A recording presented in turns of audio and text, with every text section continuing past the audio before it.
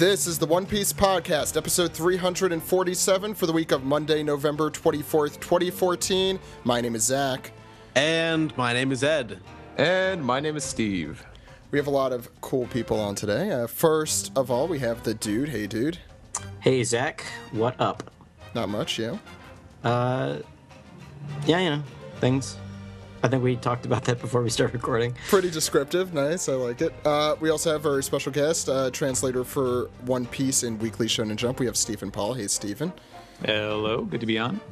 And our other very special guest, we have one of the directors at Rick and Morty. We have Bryan Newton. Hey, Bryan.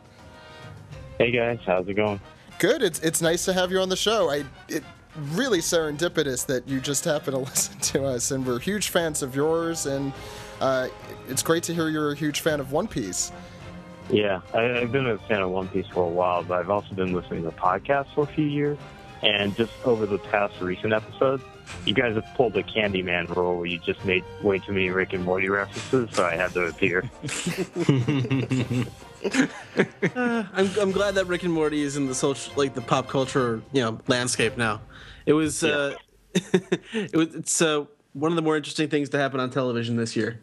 Truth. Definitely. And now you can't get mad at us for making references because then magical stuff like this happens. I guess that is the one positive benefit. It's only crazy that I've been working on the show since almost its beginning. That all the things I've been working on for the past year and a half that now other people are starting chime in on, the Meeseeks and wubba-dubba-dub-dubs and all that stuff. I'm oh yeah, other people now recognize that. It's cool. Yeah, It's no longer an in thing. No. Now we're not just crazies. We're still crazy, but we're not just crazy and alone. I want to ask you how long you've been reading and watching One Piece. Okay, for One Piece, I've been reading it since I got out of college in maybe 2004, 2005.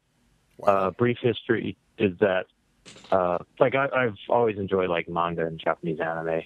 Dragon Ball, of course, being one of the top action shows of all time. But towards the end of college, a friend of mine hit me to some of the new up and coming series, and at the time that was Full Metal Alchemist, Bleach. I saw the Rock Lee, Gar, and Naruto fight, and I thought, oh, that's awesome. And then the same friend also showed me the first Chopper transformation fight during Drum. And I was okay, I'll give these series a watch. So, I purchased the manga volumes as they were coming out in Bleach locally. And I remember getting to the point where, Volume 6, when Zoro's defeated by Mihawk. And that was my hooking point. When that got released, I was like, wait, can I curse? Yeah. Go crazy. Okay. Fuck yeah. Yeah, making sure. So, Zoro, Mihawk beat Zoro. I was like, fuck, I got to read more. But at the time, there was no more out in the States. So I had to, jump on, MSN groups and, find, all the One Piece volumes on at the time. All the old people out there will remember that. But, yeah. It's the mid-2000s in a nutshell. Yeah, 2005, 2006. And then I caught up right around when Luffy jumps the gate into Enies Lobby on his own. I remember that being the first chapter where I had to wait to find out what's going to happen next week. Yeah, that's right around the time I started watching too.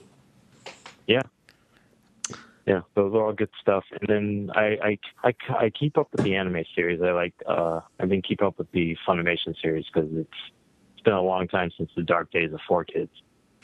And and I keep all the volumes. So the other thing I've done is that whenever I run into a friend or a coworker who also may appreciate One Piece, which is rare, but in the animation business, I've been trying to collect as many people in the business who either read and watch or catch up with One Piece, and we have our own email chain. So that when the new chapters come up or when any information about One Piece pops up, we talk about it amongst ourselves. So we're kind of the little in-group of One Piece fans in the American animation industry that I know anyway.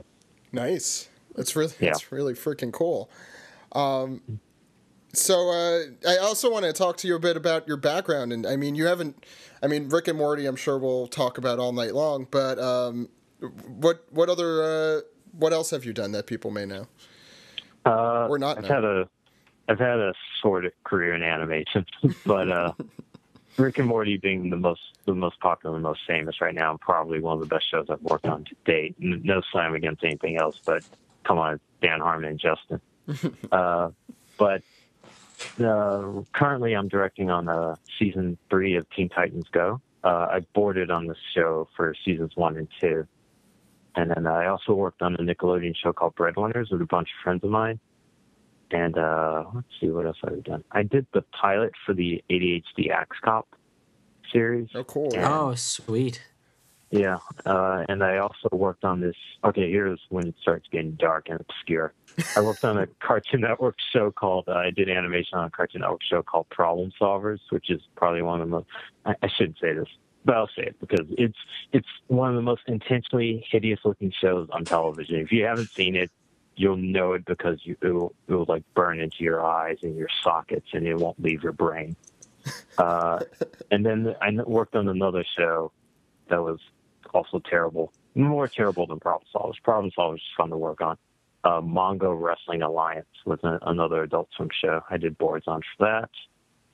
And then beyond there, it's like I did boards on the Looney Tunes show for a while, got laid off of that, and a bunch of like Discovery Kids crap when I first started out. Cool. So I'm sure Steve, Ed, dude, you have any questions about Rick and Morty you want to get off your chest before we get into some One Piece? What's it like voicing Rick? What's it like voicing Rick or working Rick? I'm kidding. Yeah, I did say voice. I'd have to ask Justin, but from what I know how Justin does Rick's performances, he drinks a lot of soda beforehand. So the burps are mostly like he can do those on command and with a little bit of assistance. And my claim to fame on Rick was, since I worked on the initial pilot, a lot of like kind of Rick's mannerisms came from my initial like interpretation of the character. So Rick's flask, I was the first person to get his flask in there because I remember after Rick made the bomb to blow up all humanity, he stumbled out of the car with all the bottles, which I also thought was funny because it's a very Looney Tunes gag where like you open like a treasure box and all of a sudden like more gold than possible like falls out of it. I thought like while he's stammering and saying like, "Oh, it was all a testimony. I just wanted to test your assertiveness." And he reaches. He's not done drinking, so he goes into his flask, which I actually do have a flask like that, and pulls it out and it's going to continue just falls asleep. How much input did you have on Rixty Minutes on what would actually be seen?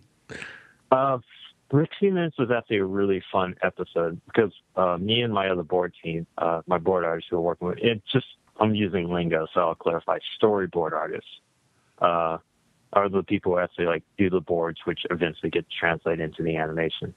But on Rixty Minutes, was one of the only episodes where we did not have design before actually boarding the episode. So half of those skits you see are actually kind of like, if you know us personally, you can recognize our work in that. I've actually been told by like friends and family that when they see two brothers, they can see like my influence, and they're like, those are the way I draw characters normally.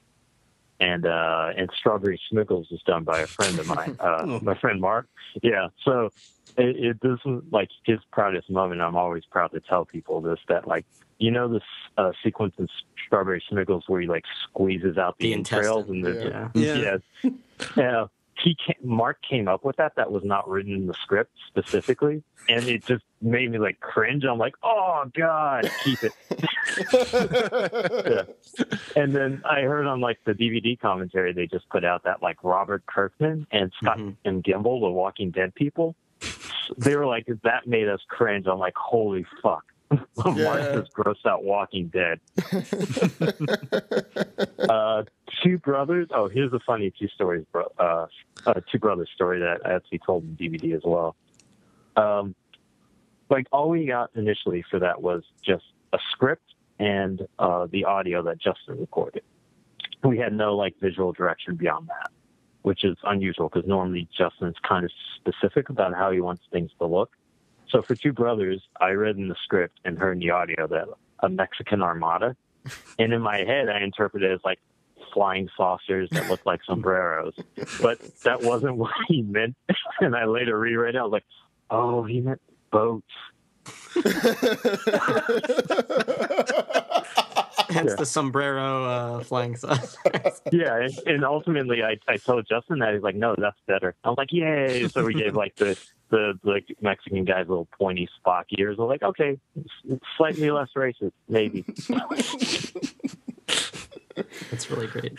In the commentary, they were talking about in the Meeseeks and Destroy episode, the Mr. Jellybean sequence. Which sequence? I'm sorry. Mr. Jellybean and the toilet stall. The back. King Jellybean. Yeah. That's I got to hand to you. That was incredible. Thanks. That was a rough one. When I read that script, I was like, I should take this one because if anyone's going to get any blame or any shit over it, I'll take the bullet. But luckily, people received it well. That was the one I was most afraid of because like we didn't want to definitely be a little rape in any sense, but like we also had to make it feel tense and gritty and kind of terrifying. So I don't even remember if Justin mentioned this, but Mr. Jellybean's actually an old character of his. Yeah. Yeah. So like he was able to incorporate it into the show, and like he wanted this creepy turn that like he's happy face Jellybean, and I think Mr. Jellybean's voiced by Tom Kenny. Yeah. Yeah. Yeah, he is. So we had Tom Kenny, who voiced the SpongeBob, and he was happy-go-lucky character. All of a sudden, he's like this gross, drooling pedophile, and he's like forcing Morty to sex. The bathroom is actually slightly modeled off the bathroom in our office at the studio, so that's another. All right, from the no, it's not the bathroom that Justin uses in the behind the scenes. Yeah, totally. That's it. You saw I it. forgot the name of the character that was behind the stall. Oh yeah, you just heard his voice, right? Mr. Jokes. Mr. Jokes. Yeah. Mr. Jokes. And that was like, and the writer to Meeseeks was Ryan Ridley. He was the guy who was interviewing him at section. Ryan's a good guy too. But like we went through like, there was a little more in that sequence that was taken out. Oh, here's a fun fact. And when Rick's singing karaoke, he's singing Sweet Home Alabama, right? Mm-hmm. Yeah. In the original animatics, Justin wanted to try to get Rhinestone Cowboy. Love that. So like you had that intercut of like a rhinestone cowboy, and you cut to like Morty being dragged into the stall, and like I think I came up with the bit where like after Morty's punching out Jellybean, that he's slamming the lid into his head. Yes. And it breaks, and then Justin went to see like Morty look at his hands with all the like Jellybean gore over his hands and freak out. I think it's definitely interesting what kind of creativity you can add to a scene. That's not not to praise a scene like, I mean, but I'm going to. But that and the Mexican Armada thing, that's superb, man. That is. Thanks. I mean, this show's really fortunate because it pushes boundaries, and so everyone working on the show really appreciates that and really enjoys it. But like, it's my first time working on like a proper primetime show. So, for example, I'm working with a lot of like Family Guy, Futurama, and Simpsons veterans. And when I say Simpsons veterans, I mean like season 1 Tracy Ullman Simpsons people. Wow! Like it goes that far back. So I'm like the kid. I'm like, I just want to like geek out and get autographs signed all day. Of course, yeah. But so like in a primetime show like this, it's very script dominated because it's like Dan Harmon. It's like it's hard to compete against like his level of genius. So once you get the script, you're kind of like, all right, I'm kind of locked to this. So I just kind of like pick my battles of what I can squeeze in. I get a lot of pushback too because my sensibilities go more like broader, cartoony. And that doesn't always fly with the show, and I get it. So one thing I had to fight for is Mr. Booby Buyer. They almost cut him out. Oh, I love Mr. Booby It's Buyer. the best. I love Mr. Booby Buyer. Yeah, he was really on the edge of not making it in that show. Like, I felt like when I read the script, I'm like, I'm doing this because of Mr. Booby Buyer. I want to show that. I want to show that creep. I mean, who doesn't love boobies? But specifically, I want to show that creep crawl into a wall after his business is done. Yeah, They said they left lives in the... by the trade of boobies. Yeah, That's his and business. I remember it was like I definitely want to have one where he never takes his eyes off the boobies. He's got his eyes on the prize. It's funny that you with a script dominated show like this, you can still have your little bits of creativity. I know that I've listened to other interviews and stuff about people who boarded on King of the Hill, and they literally couldn't really have any creativity in that department. Yeah, this show's slightly unusual for that. Family Guy the same way. Like in most animated shows, the writers are king and queens. But with Rick and Morty, like sometimes they'll just because Justin's a creative, even though he's an artist in his own right. I'll put it this way. But like, I know I've seen House of Cosby's. I know. Yeah, exactly. But like when we were working on the pilot, the sequence when it's like my claim to fame on the show because it took like a month to do, but the chase sequence in the spaceport, the interdimensional spaceport. Yeah. They're bureaucrats, not real people. Yeah, that's my favorite line, by the way. Robots. They're bureaucrats, Morty. Yeah, but that sequence, it took a month to do. Basically, originally it was just Rick and Morty run, and they like turn a corner, and they're already like at the portal where Rick's trying to activate it, and Morty's like holding off the guards with the gun. So like Dan and Justin were like, we need that time, and so we need to come up with some bits. So I came up with all that material where like Rick pushes over the sleeping chamber, and like the custodian that looks like Zoidberg, and then of course the famous is the life form that gets breathed in, spit out, and evolves and dies while they're running. That is such a clever joke, by the way. It's so good. Yeah, I love that one. Yeah, thanks. That was also like a combination of like me working with Justin and Dan, because it was my idea to have like Morty like inhale some like smoke and then spit out a life form. But like Dan and Justin, specifically Justin, didn't want the action to stop, so he wanted them to keep running. So I had to do that. And then like Dan said like, this thing should like, where does it go? Was Dan? I remember Dan's question. I'm like, I was like, oh, it could live, and then like maybe it just falls behind. But then like Dan and Justin was like, no, it should just die and like croak on screen. and then when they're trying to think of the physics behind it, my general go-to is don't think about it. And that it also ended up in the show too, with Rick's like, don't think about it, Morty. Because like whenever I do a ridiculous ass cartoon thing, I'm like, I even tell people now, like, just don't think about it. It's a cartoon. Just fuck it. Yeah. We say that about One Piece all the time. Yeah. Yeah, One Piece kind of warrants that. Yeah, I do specifically about like Oda's design choices all the time. I'm like, don't think about it. Does the physics work with their legs and their upper body? Very top heavy. Yeah. do the women need organs? Don't think about it. It's a new philosophy for us. Concerning it. And Chopper's head, that doesn't make sense. Chopper himself. Chopper himself. Yeah, that's a good his point. horns popping off his head. Yeah, don't think about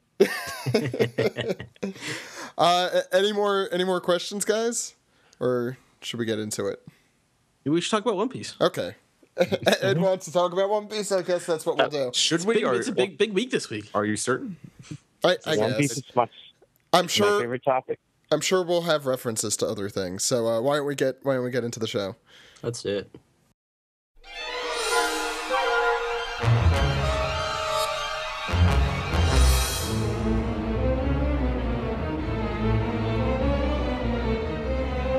This is the manga recap for chapter 768, The Trigger That Day. Ed, what is going on the front page here? Front page, we have volume 15 of The Solitary Journey of Jinbei, First Son of the Sea. And he definitely sees that ruin fall just now. And we have a exclamation point with a Jinbei face. Wait, hold the phone here. It's the return of Officer Barkley. Oh, there it is. Oh, I this is just terrible noticed that. This is terrible. Ruins keep falling. This is terrible. Where is he? Why can't, He's falling. Falling from the sky. Oh, he's falling Very from top. It looks like Officer Barkley's having a rough day. Oh. Wait, so this changes things now. Does it? Are ruins falling from the sky, or from the ruins ocean? from the ocean? Well, no, they're under the water, so someone's sending them up. Yeah. Hmm. I actually have a theory about this, and it's based on I think someone else pointed out on a few chapters ago. One of the ruins, I think either underwater or on the land, actually had a paw print at the top of it. Oh. Yeah. Also, I kind of miss the fact if you look on the bottom left of the panel, you could see a little bit of water coming up from the surface. So yeah, that's meant to show that came from the ocean. My mistake. I didn't see that. So I mean that's right under them. So I guess we'll find out what the source of this is pretty soon. Well, don't feel bad. I didn't even see Officer Barkley there. Until just now. Oda packs a lot into the panels, man. I don't. Yeah. This ain't the old days, man. Not the old days at all in negative space. Just for the record, I always love Oda's one-shot stories, just because like he can tell a story with so few information that's more captivating than like Naruto, for example. Oh, yeah, seriously. It's just a shame. That's how Naruto ended. So It's just a shame that none of them get animated. Rest in peace, Naruto. Yeah. But no, it is a shame that none of these got animated because they only got so much better after the Kobe and Helmeppo. Oh yeah. Yeah. Yeah. Like, I mean, like, Django's one of my favorites. Oh my god, dude, forget about it. Oh. Dude actually won't shut up about this if we. No, but like I actually went to a convention once and asked. They had some of the supervising animators visiting, and I actually asked them why they don't animate the covers anymore, and they said because at the time when they had episodes without the main Straw Hats, they dip in ratings. Oh. Yeah. So when we did OPP Japan, I think they also said something similar to that. So yeah. Things are different in year 3 than they are in year 15. Yeah. Mm. Okay, I guess we could get into the chapter unless anyone has any more Barkley jokes. I like Jinbei's exclamation point where it's just his head. He looks upset egotistical. too. It's an egotistical exclamation point. Ed, yeah, go ahead. Okay, we come out of the flashback as Corazon says, "Just let him go. He's free." And I was thinking his name was Caribou for a second. I think we were in that cover story for too long. Blasphemer. oh god, don't even bring that up. we see Doflamingo angry face, and back to Law ruminating. Korra, the moment I become free is the moment your hopes are fulfilled. The moment I stop Doflamingo. As we close in on his face, and he creates the room, and he goes at Doflamingo with the sword, and Law sort of asks him a leading question, like, "What do you make of Monkey D. Luffy?" And he stinks, and I don't like him. Sorry, I always just think of like he's in that. He's an actual comedian. The first Spider-Man movie when they're just interviewing people on the streets, and he had so much vigor in that statement. Like, wow, that is an obscure reference. I'm trying to think of who that is. I'm just thinking now. Maybe we'll have Sam Raimi on the podcast. You better not. I'll just complain about the Spider-Man movies the entire time. Yeah, we were talking about One Piece. Law lets Doflamingo know that he learned today for the first time that he, Doflamingo, is a celestial dragon, and they're sort of fighting throughout this entire sort of dialogue. I love this little scene here, Ed. Yeah, this is Because the you can see him throw the rock and switch places with the rock, and he comes down with the string. Doflamingo comes down with the strings, and he switches places. It's nicely choreographed. And Law asks him, "What do you make of the D?" As Doflamingo, or as Law takes a hit from Doflamingo in the chest, or is that him hitting Doflamingo? It's the back. It's we see what happens in a second. But I the pebble isn't as good as the log. Everyone loves the log. Yeah. But it's a really cool scene though. Yeah, one thing I always say, like, Law's fights, and I even say the same thing about Usopp's fights, they're always very good tactically. Yeah. Mm-hmm. They're both very. I mean, Law's obviously a very intelligent guy, and he's done a lot of fighting in his day. Yeah, now we know where it's from. Yeah. Yeah. It's nice to see fights that aren't just punching and blasts. Yeah, it was kind of It was actually really interesting to me when Naruto ended. I was reading some of like the Reddit posts, and there were a few from people who were like, "I'm coming over from Naruto, and I have some questions about this." And he pointed something out, and I had never really picked up on this until he mentioned it.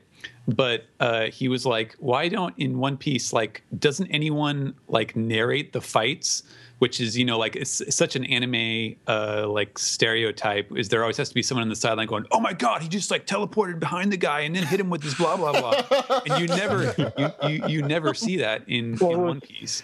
Well, what's funny about that, like, Oda's such a clear artist and storyteller, you don't need to. If you just kind of pay attention to the panels, even without any text, you can figure out what's going on as long as you kind of know the power structure. But, like, Naruto, he has to tell you everything. Like, he has to tell you how chakra works. If someone, like, likes a fart, he has to tell you how that went through his body and out the other end.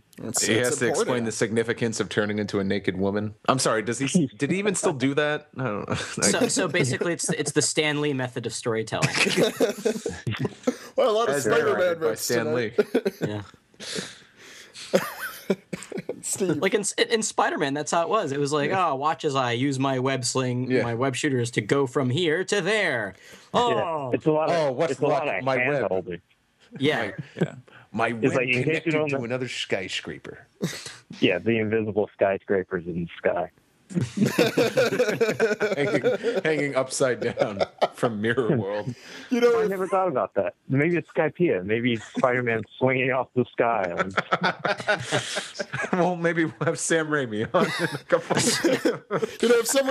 If someone told me a few weeks ago we'd have a director for Rick and Morty on, I'd be like, no way. And then if they were like, Why? you'd only be making Spider-Man references, I'd be like, okay, that just doesn't make sense, right? I got one more to bring you all around. Okay. In the first Spider-Man movie, they filmed the cafeteria scene in my high school. Oh, wow. Wow. Yeah. Brings it all around. Oh my As you God. said. Yep. It's too serendipitous in here. Steve, go ahead. Anyway, so Law went for that stab, but Dofi stopped it, grabbed his sword with his hockey hand. Not quite fast enough. Yeah, very long sword. Yeah.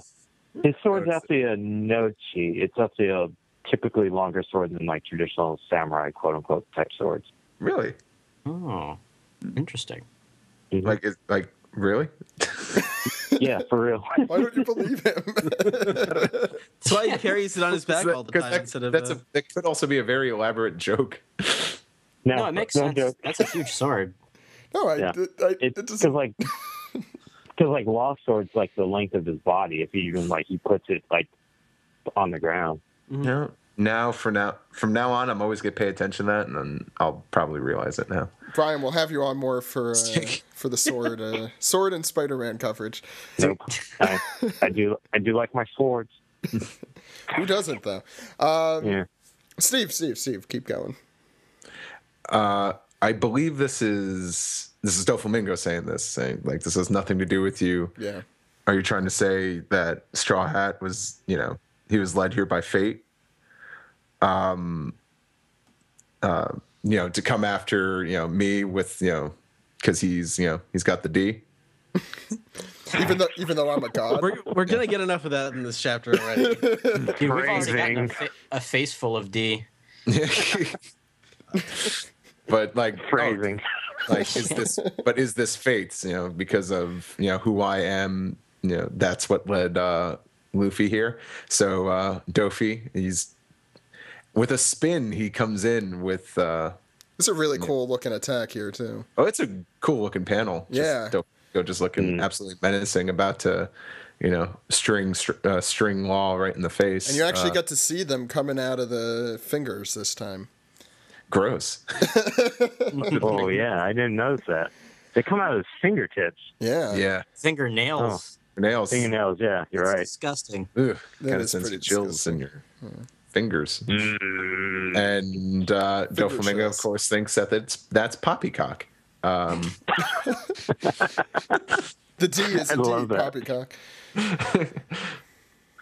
It's very much like you forget, like, Doflamingo's an older man, so he might use the words like poppycock quite often. He's like, that's bouldered ass. Aren't I the bee's knees? So that was actually Kinemon that said that. And Doflamingo goes in for a swing, and Law blocks it, also using hockey. Is this the first time we've seen Law use hockey? That I can recall. I think when he fought Virgo, maybe. Yeah, I think it's the first time we've seen him form the armament, Yes. but we know he has it. Mhm. Yeah, I should state it as that. He may have used that against hockey's Virgo. pretty broad. I remember Virgo saying something like, "You think your hockey could beat mine? I have the best hockey." It's ice hockey. You're Canadian just and shit. You're just what's the never mind. And Law starts to think back to what Corazon said. He's just like, in one area, the people of the D are known as the enemies of the gods. And Law says, I got a D too. That was my alternate for that line. I have a D2. And flashback to Nami and Thriller Bark. And then cut to Doflamingo's horrified face. I love that face. It's a great face. Oh, As Doflamingo's swipe takes out some of the rocks or the concrete or the ground behind. palace. So, some we see on the next page.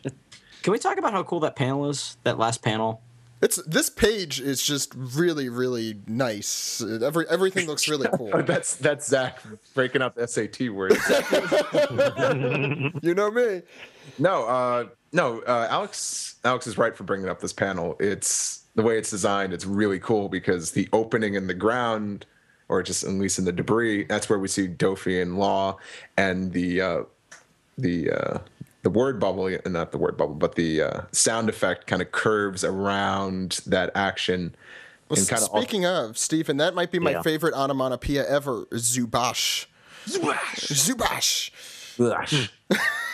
Also, we should point out that the outline for the kanji for the sound effect, it's kind of brushstrokes. Like Sumie, yeah. It's Yeah, really he cool. doesn't do that too frequently. No, very Okay. cool. I'll bring us on to the next page as we see what happens there, and it's clearly some huge effects. I mean, the speed lines go. Very Seems to special go- effects. He's cut down like the top of the palace. I'm sorry, I'm losing my mind here. Apparently, I just realized, I think Doflamingo's fucked up his castle more than anybody else in the series. very Probably, true. yeah. Yeah. First of all, he Move the decided fucking to. thing? He moved it spontaneously. Why not? Right. With Pika's help, anyway. Pika did it. Well, I don't know. He got a leg up on Oris Jr. during the Oh, Civil War. There we go. Full circle again. Anyway, we see Violet, who has been watching this because she watches everything, and So creepy. He's kinky that way. her father. fast track back to her pupils with those speed lines. Yeah, that's basic. I could see that in the anime. You know, I mean, how else are you gonna show her power, really? it's tough. It'd be hilarious. It's like, are you using your powers or are you just spacing out? Dave's not here, man. Well, you heard about that the South Korean space out competition, right? Oh, I didn't. Yes, actually, I did hear about that. It was on Wait, don't tell me, Ed, right? Yeah. They actually had a competition in South Korea where they tried to see who was the best zone outer, you know, the person who could zone out the best. And I think Viola would probably do pretty well there. I think a high school kid won that, so that should make Shocking. Obviously. I shouldn't have been surprised. Oh, high schoolers. Anyway, Yeah, they make up a big chunk of our listeners. like most of them, probably. Anyway, King Riku asks his daughter, so what's going on? How's the battle going? And Viola proceeds to explain everything that happens, everything that's happening at this moment for the audience that may have forgotten after like Very a couple Stan months. Lee-ish. This is now you see this is actually like that. You undermined the way he kind of read that because King Raker's looking pretty grim right now. Zach, you kind of read it as if he was kind of just checking up on how his daughter was doing after dinner. Get your homework done? Hey, how goes the battle, Viola? Right. Got a busy day tomorrow. Get plenty of rest. All right. Good night. Anyway, Viola's. Sweetie. No, I know I don't cook like your mother does, but you have to come to terms with the fact that we're not together anymore, so we can't. You been reading Monster Dude? No, actually. Oh, I love Monster. But hey. Thank you, dude. So Viola explains how the final fight atop the palace is continuing and Law is being overpowered by Doflamingo. And then we get a full view of all of Dressrosa as it currently stands. And it has changed a few times. We've talked with Greg about how he's, a lot of his students aren't really able to figure out what the hell's going on. Let's put that into perspective now. We see the new Palace Plateau, new being because it was created by Pika a couple months ago, or in this timeline, or today. a couple hours ago. We see the Pika statue, which has been cut into like 2/3 of its former self. As I like to call it now, the Leaning Tower of Pika. Nice. I'm gonna write that one down. And she says, and we also see the Smile Factory, and she says the longer this continues, the more people are going to die, the more casualties we'll have. Well, it's One Piece, so just casualties. Meanwhile, some buildings are on fire, and some people that we don't know really care about it and see that there are pirates also on the attack. And They're not pirates, right? Oh, no, we just find out that pirates, well, they're just people are being controlled and they think they're pirates, sorry. Right. And the Marines are trying to bring the rioters under control. So Doflamingo's obviously exerting his power several times over here, which is kind of crazy when you think about everything he's doing at the same time. And then I wish Kanjuro said something because I miss Kanjuro, but we have Kanjuro and Kinemon Making the exact same face. making the same face right over Usopp symmetrically. It's still fantastic, though. And Usopp asks, can you tell me everything else that's going on, Viola? How many officers are left? And to continue going through the plot with us, dude. All right. Well, so here comes some more exposition, which is actually kind of funny that you mentioned that like Greg's students have a hard time, figuring out what's going on. So I guess this chapter is kind of warranted at this point. This is the Dressrosa arc catch-up guide. Yeah. This is a dense art, I'd admit. Didn't someone tweet to us that this is now the longest arc in the manga? That might be true. Really? I don't think so. No way, it's longer than Enies Lobby. So everyone out there, please fact check that for us, because I'm not. We're busy right now. Corrections department. We're recording a podcast at this moment. Keep going. Sorry. So currently there's one officer guarding the Smile Factory. That's what I call my bedroom, ladies. Womp womp. The free swimmer, Senior Pink, and there's a picture of Senior Pink. Well, did everyone else see the photoshops of Senior Pink in the anime Free? Yeah, our buddy Joey Weiser did those. Yeah. Really? Nice. Yeah. Hey, you tweeted him earlier today. It was great. I'm I gonna didn't go even look see at that. instead of reading. Yeah, the whole swimming thing. It's great. Oh, Joey. And at the Pika statue, Right? who else but Pika, the Stone Assimilation Man? We're like to finally point getting out, like- titles for all these people. No, it's true, and we find out some interesting tidbits as I read on. There's a little thing I like to point out how like Oda's done some of these panels. How like he didn't just do like a silhouette over the like the actual artwork, but he also kind of made the characters stand in kind of perspective with whatever like artifact they're standing on top of. Yeah, it's definitely he hasn't done anything like that before specifically, and I think that's a really cool way of doing things. Not to mention it looks like there's some opacity in regards to these boxes that the silhouettes are standing in too. Yeah. So Right. yeah, it's a little like a little more clean than he normally does it. So at the fourth step, Flower Hill, it's the hero of the Coliseum, Flagman Diamante Flagman, I would say. We should write into Oda for the SBS and be like, we should make Diamante's birthday Flag Day. Flag Day. Yes. Is that a That's Yeah. It's a clever. holiday. Yeah. June 14th. There you go. there you go. How did you know that offhand? Yeah, that's really impressive actually. Because may have gotten it off for school a couple times when I was a kid. No, but Really? I never got no, I never got that Flag Day off. I demand Flag Day off. Captain of the If Color he- Guard, Diamante. If he puts on Flag Day, he'll have it one day before my birthday, so that's why I know Flag Day. Ah. So now we have a 50-50 shot at guessing your birthday. There you go. Oh, it was We said- before you said. Okay, Before, we have a we said 100% chance. 100%. Jeez. Yeah. I did mention earlier I'm losing my mind, right? Okay. Zach's good Yeah, at that's lawyering, fair. but he's not very good at math. At the maths. Mathing is hard. Mathing It is is. tough. That's true. So on the top floor of the palace, in case we forgot from 2 pages ago, we have the current king of Dressrosa and eater of the Judge Edo fruit, Edo Flamingo. And with I him, forgot about that joke. I'll never forget that. The mucus man, Treble. So I guess we have confirmation that yes, he is not just a sticky man, Nice. Finally. He's a booger man. he is Booger Man. THQ's own Booger Man. He's also the chief of staff. He is, as we saw in the flashback, he was like the first disciple. So he's Yeah. still the like the number 2. He's the number 2, all right. Wait, That's I what like that one he up said. anyway. That's who the number two work there's for. a joke somewhere that I don't want to figure out. Virgo was there. Virgo was there too, and Dofley already made reference that like Virgo's been with him the longest, so it makes sense. Yeah, and in the flashback beforehand, we do see Virgo as a little baby boy. Mhm. That awful, awful hair. Gladius on the third floor. He's a rupture man. Mr. Anime. Watch your Mr. Enema. No, Mr. Anime. That's his last name. It's Gladius Anime, the Rupture Man. God, there's so many episode titles this week.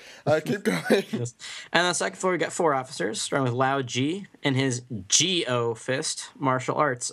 Stephen, is there like anything you want to mention about the translation? Oh man, this is an example of the miracle of coincidence, because in Japanese the term that he had, it was 3 kanji. It's jioken, which is like Jiouken, and the kanji mean earth, old man, and fist. Wow. And so I was like, how can I do this? Like, where's a Earthman, like stone, geology, and I was like, like it's literally, the is that a suffix or no prefix? Geo, Yeah. meaning earth, like just happens to be the exact sound of the geoken, and it's a G, it's a soft G, so it's a loud G, so it just fits perfectly. And I was like, this is fake, clearly. Oh, that's clever. That's really lucky. I gotta Yeah. say. So, Wow. so Lao G is a Geo dude. Yeah, exactly, totally. Oh man, sweet. Yes, I love it. And we finally find out just what the heck Dellinger is. A fighting fishman. Yeah, that was Circle that gets was a huge the reveal. stowaway. Now Now we know- everybody. Sorry. Okay. I was about to say, now everybody could just shut up. Now we could talk about all the other things that make Dellinger so great. I was listening to one of your call-in shows, and didn't someone call in asking about like if there would be any other half people in the series? Oh yes, I asked that. Yeah. So now we Jimmy, got a right? new one. Yeah.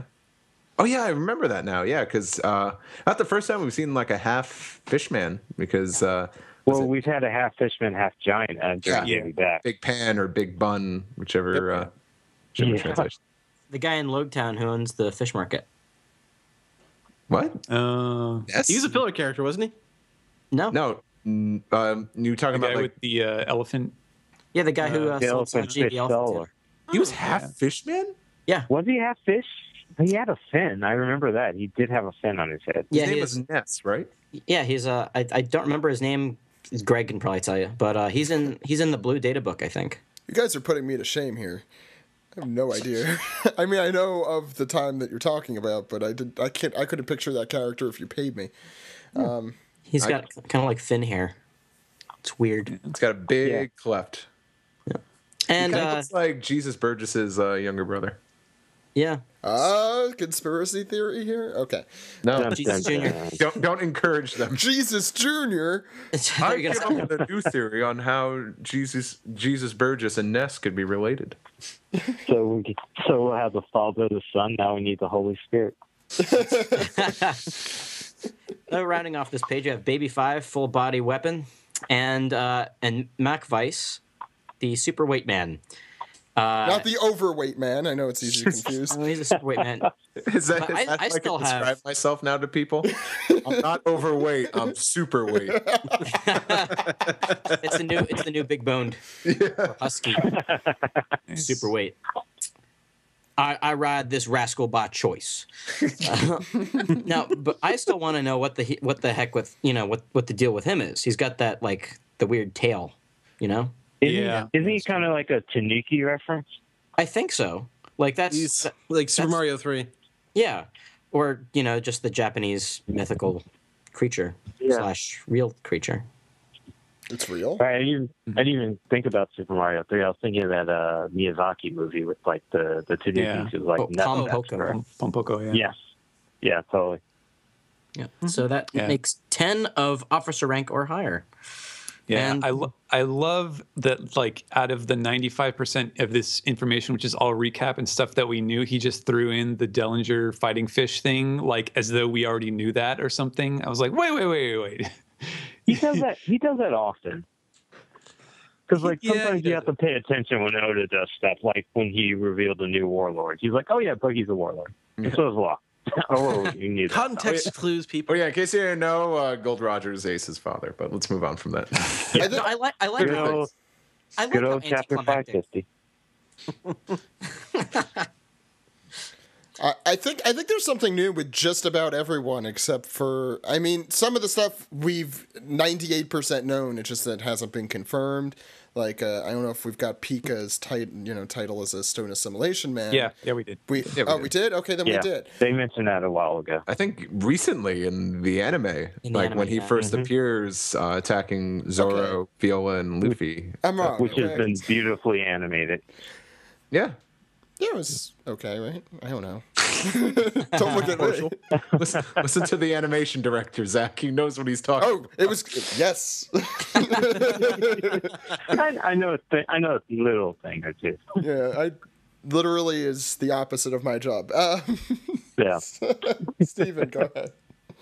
All right, so we've just seen where everyone is, and now we're going to see what everyone is doing, starting with Frankie and the Senor Pink, who are fighting. And oh my God, look out! There's a little stray alley cat walking by the fight, and Senor Pink stands in his way to protect the innocent cat.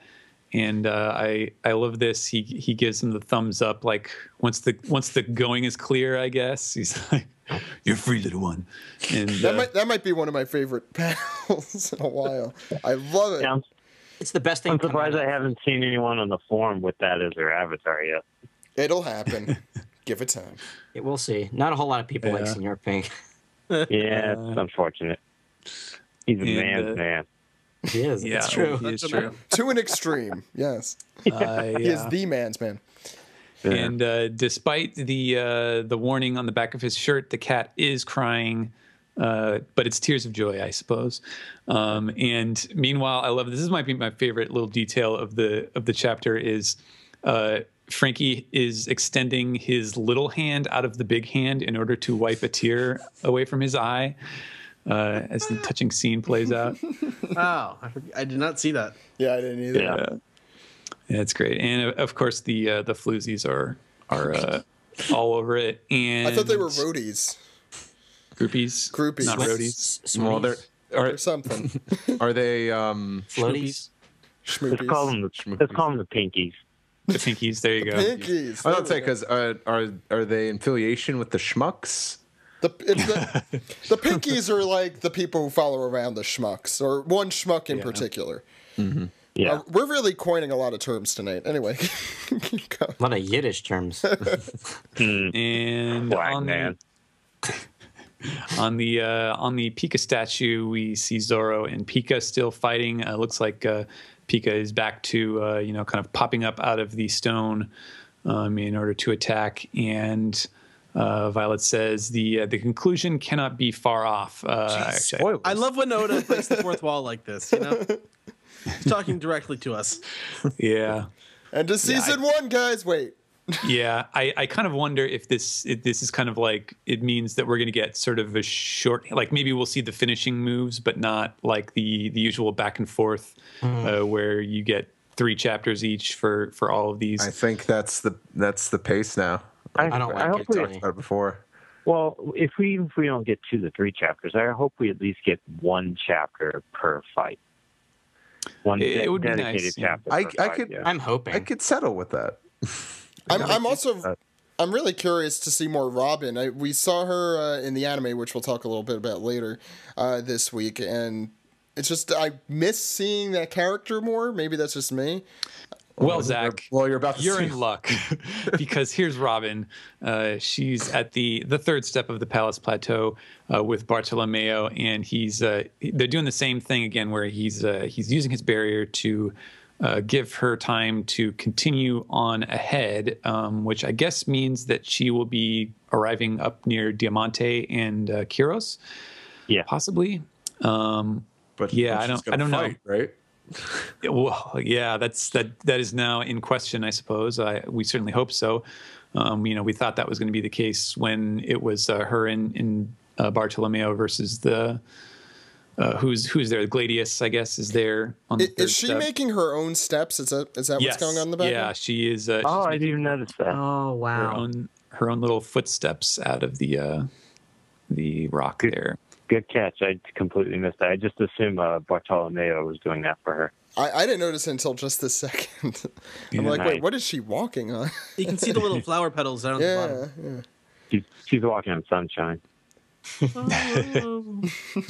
And Cavendish is slicing guys up left and right. He says, these weak attacks of yours are putting me to sleep, which I hope we get to see because I seem to recall many a year ago when we speculated that perhaps his power might be a wild card to do something crazy with this arc, but it kind of seems to have been overshadowed. Yeah, I felt like that's been set up for a while. Yeah. Because nice originally play I on thought words, though. I thought like when Robin was going to stay down, she was going to have to like hold off Hakuba as well as deal with Gladius. But if she's gone, that means Bartolomeo is going to be on his own. True. Yeah. And so, Cavendish is facing off with Gladius. And meanwhile, on the 4th step, we have just close-ups on Diamante and Kiros, who are right in the thick of their fight. And what's dripping from him? I'm trying to... Is he bleeding? Well, that's raspberry jam. Hope it's not Chris's blood. All right. You can move on. You can move on. Yeah, I think that this is Ed, Don't right? wait for me, Zach. Yeah. It's not my turn, it's Ed's turn. No. So Diamante comes in with his attack, Army Bandera, and Rebecca notes that the ground is rippling, and they do this sort of interesting onomatopoeia. It's like a swishing sound, like a flag blowing in the wind. So the ground starts to move could that be? beneath them, and we go to the palace interior, where there is an explosion, and they're coming for you, Princess Manchowi. Oh, yeah, we got some Tata talk. Yes. Oh, yeah, we do. baby. Like Tata. We keep the fast pace. We're going to before the Palace Plateau with Sabo, and he was just saved some grateful civilians, and he tells them to head for safe ground, but he doesn't even think that there is anything like that here. And we get a very I don't know pensive side profile of Sabo with his half his face covered with hair. And You should get a haircut. Shave those sideburns. Sorry, go ahead. then, Mr. Burns, I don't have any sideburns. I don't think you know what those are. then Still better Koala, than Steinbrunner. Yeah. Koala comes rushing in, and we go to the Palace Plateau second step, where Elisabello is fighting. We see the But he's not. I think he's charging up his attack here, right? Is it charging looks his like it. laser? He's charging his laser. Yes. then Dallinger comes in. Steve. Oh, it's been a while. Can't hit me. There you go. Can't hit me. There we go. That's not hoping Bluegill, for is it? Who is that guy? Ideo. Ideo. Yeah, Deo. Okay. And then Mock Vice comes in with his 10-ton vice and squishes the giant. You know his name. Oh, I was Higher than. Hyrodin, yes. hoping. And then Sai is fighting Baby 5, and Laoji kicks Don Chinjiao in the face. Gee! I want to imagine that Sai was telling her, like, I need you to move your ass or something like that. And then she was like, what? Did you just say you need me? Yeah, I'm trying to figure out what was transpiring there, because obviously something happened. Because she has the glint, Yeah. but it's also, I think it could be her weapon, but I want to feel like the glint is like, she's like, oh. She's got a trident, double tridents. It's freaking killed cool. the guy. Isn't that Sai's weapon a trident? Raphael's. Size. Katana. Yeah. Steve, you want to finish us off? You don't have to, but you can. Oh, yeah, that's right. Oh, well, no, wait. We should point out that it's Sai about to be attacked by Sais. Oh. By the way, another thing on this page, the Army Bandera. Bandera is flag in Spanish. That's why they call him Tony Flags. Antonio Banderas. And the Writing that one down. the army thing is because what is you have a navy and an air force. What is the army? The army is the land forces. So he's doing the ripple on the land through the ground. Oh, that's so clever. Nice. Yeah. I like that. Oh. Finish us off, Steve. And I forgot this whole time this has been Viola recapping everything going on right now. That voice actor will get a lot of good work there. Yeah. Well, she's just like, well, if that doesn't happen, it's like, it's like, well, if we don't beat Doflamingo, we'll be stuck inside this bird cage forever. Never. And someone who must be new to One Piece is saying, oh, we got to put our fate in the hands of pirates? Hi, you're new here. Let's run you through the story. Let's start in volume 1. And Fujitora just what does Fujitora normally do? We've kind of termed that before. Pensive. The blind stare. What? He Well, sort of I can't shows up. stare. He He shows just up and sits makes there like and is blind. Oh, I think Ed's spits got it. remarks. Like he has always like he's like a Lenny Briscoe. No, I forget what the word is exactly, I don't but know what you're getting at all. it was just a thing. The 50-yard stare. What? It was a thing that we had on the podcast. What Fujitora does, he eats his ramen and he does something. Okay, well, he's Mr. Magoo, Admiral Magoo. Admiral Magoo. He's Not- reading none the of it's gravity of the situation. There you go. God, you were on fire with these. The whole point I'm trying to make here is that Fujitora is just there. Blind. Yep. And Fujitora is here. Also. And we cut back to the fight on top of the palace, and Doflamingo was like, "So you're a D." Did I give Steve all the pages with the D jokes accidentally? Okay. It wasn't accidental. No, well, this one was. So you hid the D from me. You kept that D hidden from me until now, when you decided to present it in front of me. Trouble's like, he's like, what? Trouble's like, and What's so this it's like, about so D's? you're saying now fate has brought you here, and it's like, what boulder dash did Corazon fill your head with? He doesn't say Boulder Dash. I know. It's a reoccurring thing. No, I get it. Joke. Yeah, Steve I got played it. Baldur Dash. It's a joke. I picked up on it. As Doflamingo is trying to slash away at Law, as Law deflects those stringy hands with his sword. That sounds weird for some reason. I don't know why. Stringy hands. Stringy hands. And Doflamingo's like, oh, so just because you're a D, does that mean you could stop me? It's like, oh, that whole, quote, enemies. He does say claptrap. I didn't even have to make that one up. I looked it up so it's just superstition. And then, stupid Treble's like, hey, Dofi, watch out. Wow, that's a really good Treble impression. Get inside Law's power range. And Law gets that crosshairs, and he's like, injection. And Doflamingo, with the reaction, he's like, oh, crap. And with a shot, shoots Doflamingo. He gave him a hot beef injection. Nice. Right in the pancreas there. That's gotta hurt.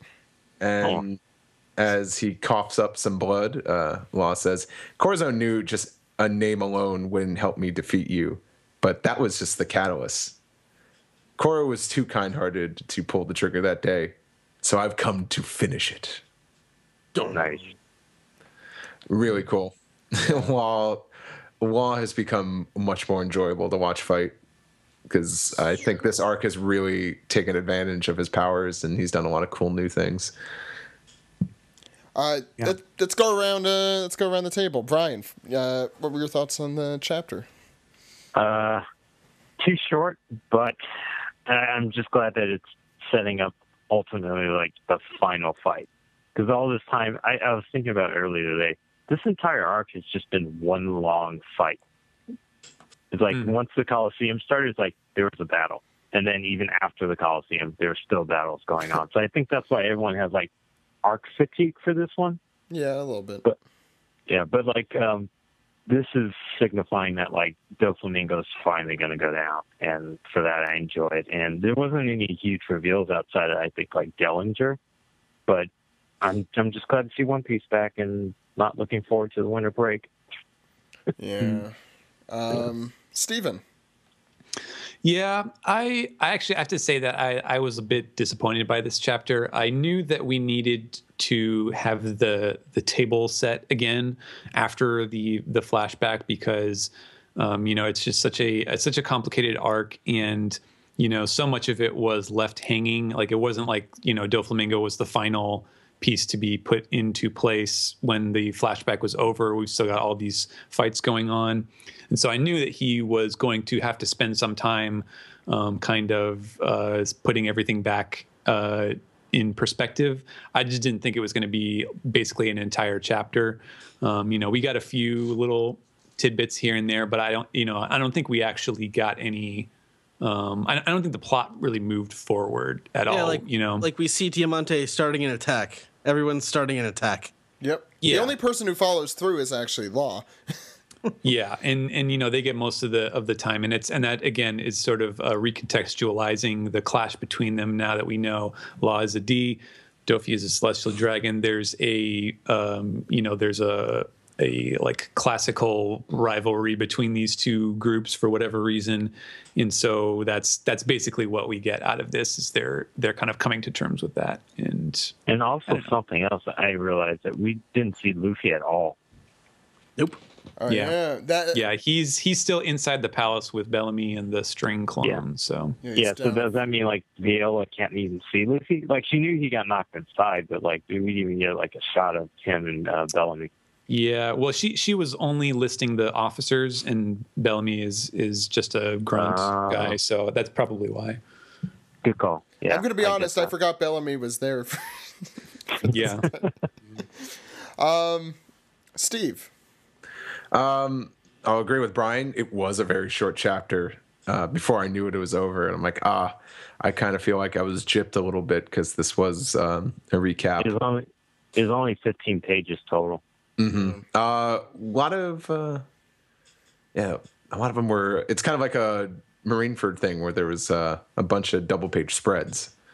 Yeah, because usually when you have those, that kind of means less pages. Like it was still entertaining. I think it's a treat to see all these characters again because it's been, what did you say, like a month, 2 months? I think it's been 6-7 chapters, right? Yeah, almost 2 months. Yeah. If not. And we had a break or two. It's a great chapter for Law fans because this is really his chapter. It's also a chapter for Dellinger fans because we got some closure. And some attacks.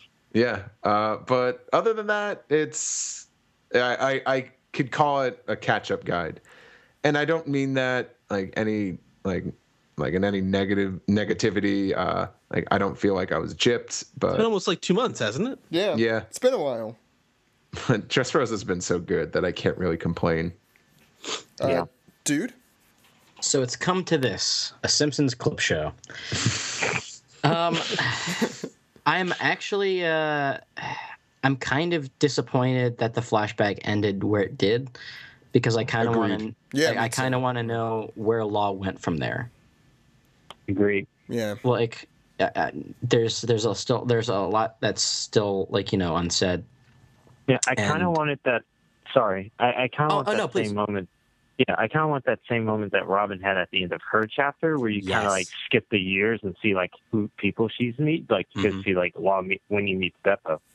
Precisely. That's right on the money. That's exactly what I was thinking, and how like Doflamingo hasn't been hunting him this entire time because he's made himself a name for himself as a pirate, obviously, and he's been saving the heart seat for him. So I think there's still a lot that that Oda's going to go back to. I think he's saving that seat so he could take advantage of him, so he could give him immortality, though. Like that's. Yeah, well, of course, but I'm still like, narrative-wise, there's still a little more that needs to be said. I think I said this last week, and Stephen very strongly hinted it wasn't going to happen. That I do want to see how Law's how he assembles a crew. How I think I've said I'd like to see a lot of One Piece spin-offs, and Law I think definitely would be a cool one to see. Although we've seen a very large amount of what that would be already. Well, no, it's true. Maybe we'll still get something at the end of this arc. Yeah, sure. It's possible. Like, Yeah, Law's story's nowhere near over. No. Truth. I gotta say, before this arc started, I was not like kind of for Law, like just delving deeper into his story, but he's proven himself to be a lot more interesting than just another Poochie character. I know that's your greatest fear there. It is like because I me, I don't really get why Ace was so popular. He didn't really have a whole lot of screen time even during his flashback. It didn't really sell me, so I never really got that popularity. Law has really come into his own, and I think this was a good chapter for it. And the flashback, of course. The rest of the chapter, you all said it. It's pretty much retread. The Dellinger thing was a neat tidbit. Look forward to next week. Ed, if there's anything that hasn't been said. Well, I mean, I can talk about some of the artistic choices that were made in this chapter. I thought were a lot of fun, especially the one with the looking through the sliced piece of the palace and the stuff it did with the montage. But I think everyone else has really discussed all the good stuff about this chapter already. So that's what happens when you go last. I'll start with you next time, Ed. I think this is very different than he normally approaches these kind of chapters. We talked about a little bit with the graphics he used. I don't know how else to call it. Like the semi transparent boxes and the silhouettes. It was cool to see him kind of do something different than what we see, for example, in the anime every week with the little chibi versions of everyone. And he used the double page configuration, like not in a way to like make an image bigger and make it more dramatic, but simply so that he could fit more information onto it. Yeah, which is not something he usually does. So that was interesting. And that's true. I think if you're confused as to what's happening, this is a great chapter to. It does its job. I think it shows you what's going on, and all of us are more sophisticated, I think, than the average fan in Japan or in the United States. When I say sophisticated, I mean we talk about it every week and dissect it every week. I was gonna say because you got to provide a hell of an argument for me, Zach. Yeah. And I think our listeners as well are much more sophisticated because they listen to us, so they clearly know they have something on the ball here. No, but. We all delve very deep into this series. So I think for someone who doesn't, this is a very useful chapter, and I really liked what they did here. I'm really hoping I do hope this arc starts to wrap up. I think the fourth wall reference there. We're coming to a conclusion. Zach. Yeah, I think we're coming to a conclusion. But I'd really like to see that sooner rather than later. I'm also starting to get the fatigue, which is why I think I enjoyed the flashback so much, because it kind of was a new story for the first time in a while. Yeah. Anyway, let's get into the rest of the podcast. If you guys are all set with that, I need your permission before we continue. I can make peace with that. Okay. Let's shout. Sounds good. Yeah.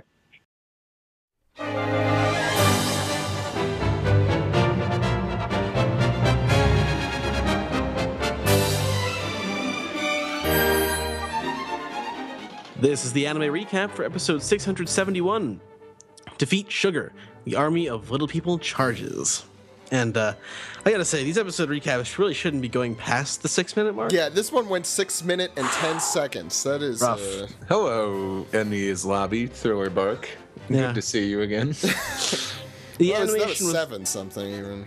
the animation seemed Well, I don't know. did you see this episode, Brian?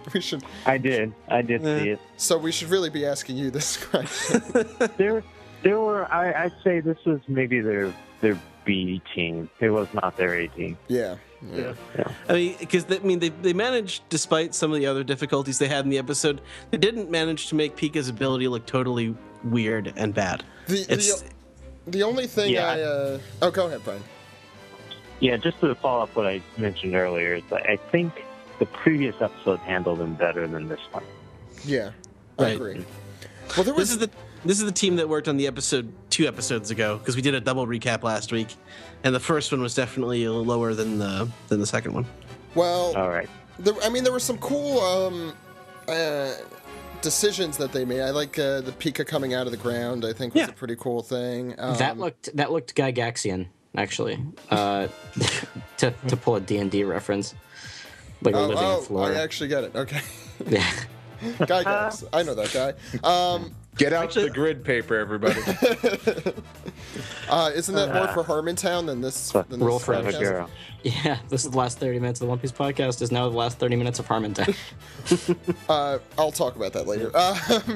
And Zoro's sort of doing the whole badass routine, taking up pretty much everything Pika tries to do here, and everything. When everything gets all twisted and the walls look like the distressed Coke bottles from The Simpsons. We get some good movie 10 music here, though. The Zoro movie 10 music, Strong World music.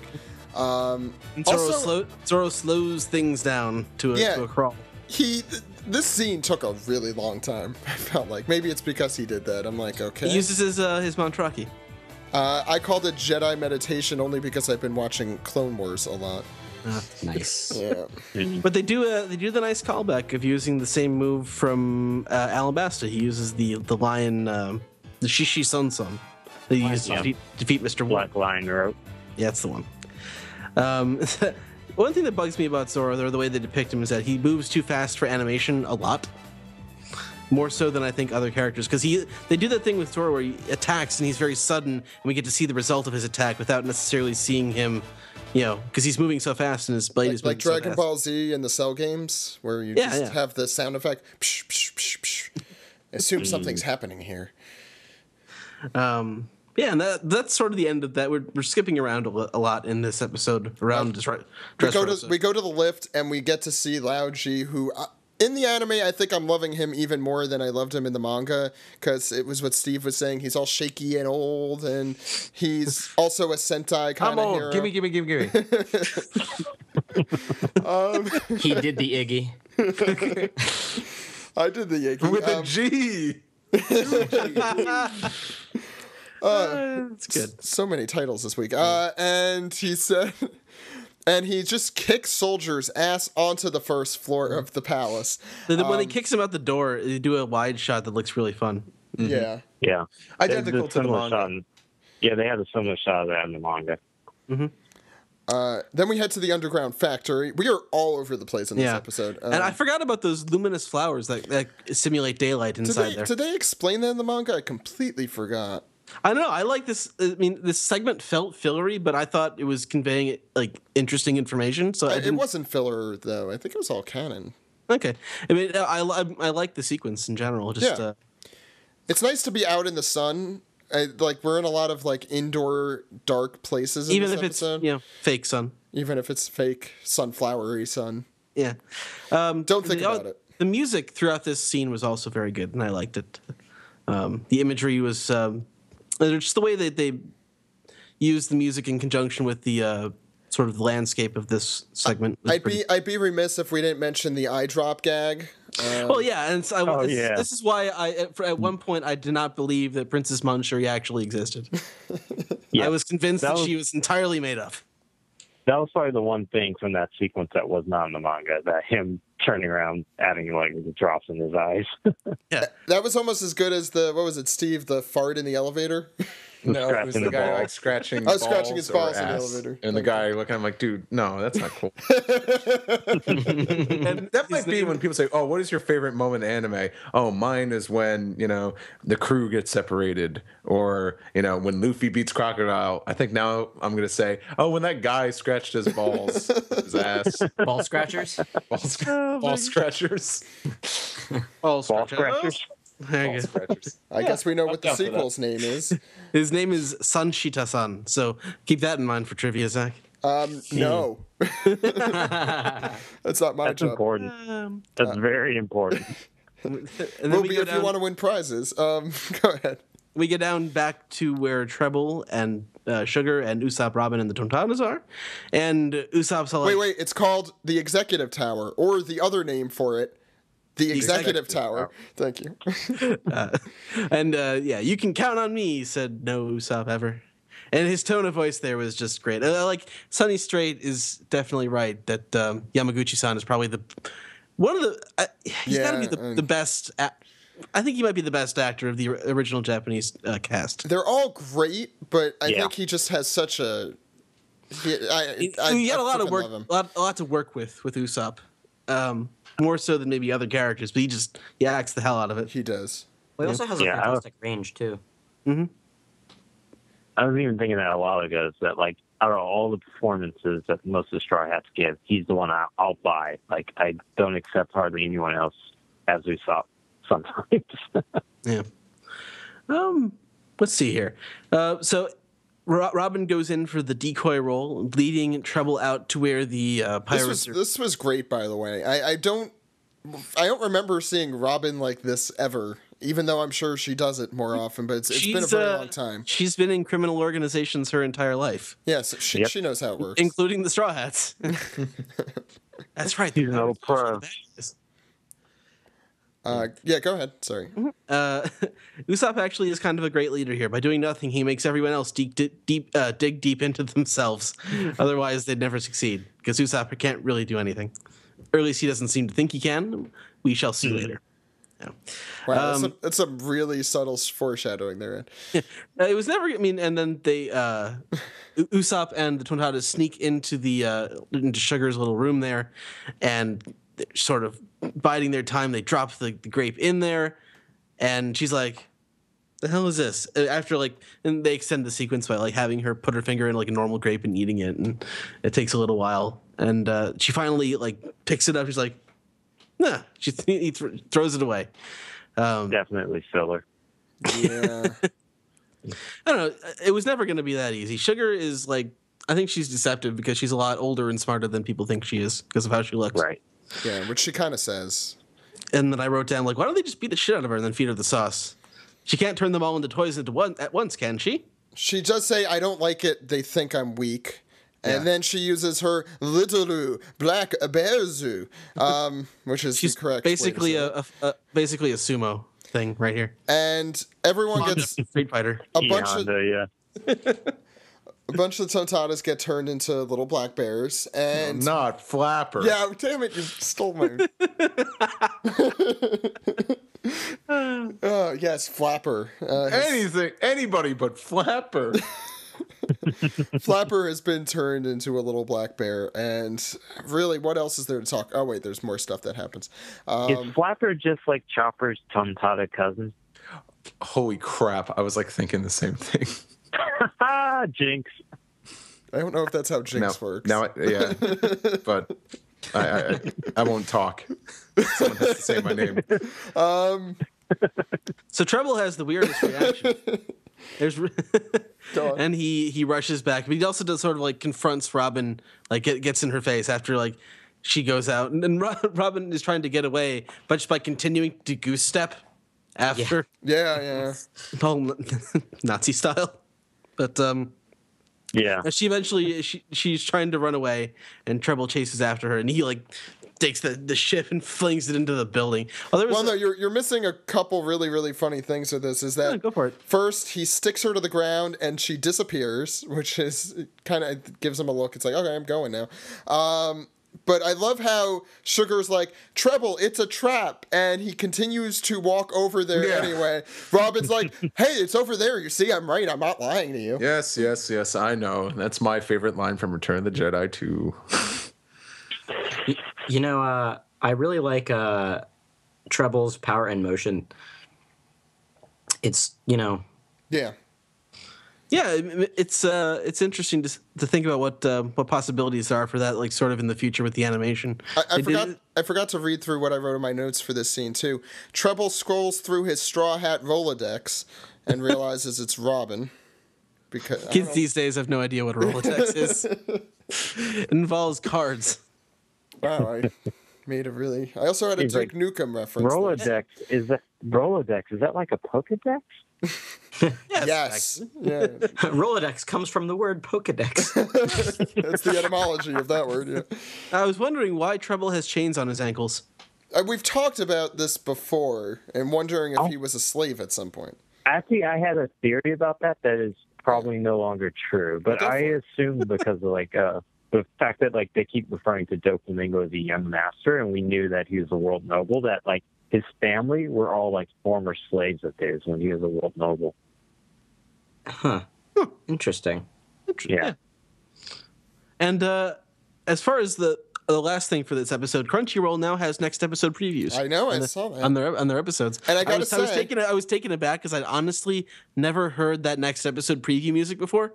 Because I haven't seen any since the time skip. I don't watch them. So now I watch them when they come out on the DVDs later. But the official One Piece site also has them too, so they're all included. It's fantastic news to see those included now. Also, the next episode looks really well animated. Is that just me, or I thought the animation looked like it was the A-team for that? I don't know if I can judge from the. That's also true. No, they look like it was also a slightly longer clip. So nope, that one looks like it's going to be pretty turbo. Anyway, thoughts on this episode? It was there. It happened. I think Pika's power is really played up in the anime. I think the anime makes it look better than I think it does even in the manga. But I think if they had like more budget to work with, they could do even better with it. Wow. And well, that's true of everything, but especially I think Pika's power could be enhanced by animation. And I'm hoping that when what happens eventually happens, that we'll get the 18 when that happens. As vague as I could be. Definitely. Yeah, I hope.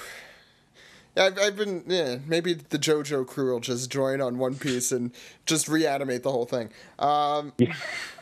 Never gonna happen. Steve or dude, any thoughts? Good episode. Yeah, what Ed said, really. Yeah. All right. Well, I guess that's it for the anime. I think one of the best things about it is I'm glad that it was brought up and was getting to see Treble in action literally, like seeing his movements with his powers, and I think it looked pretty cool. Yeah, definitely. All right, let's move on into the next segment. You guys ready? Yarp. Yes.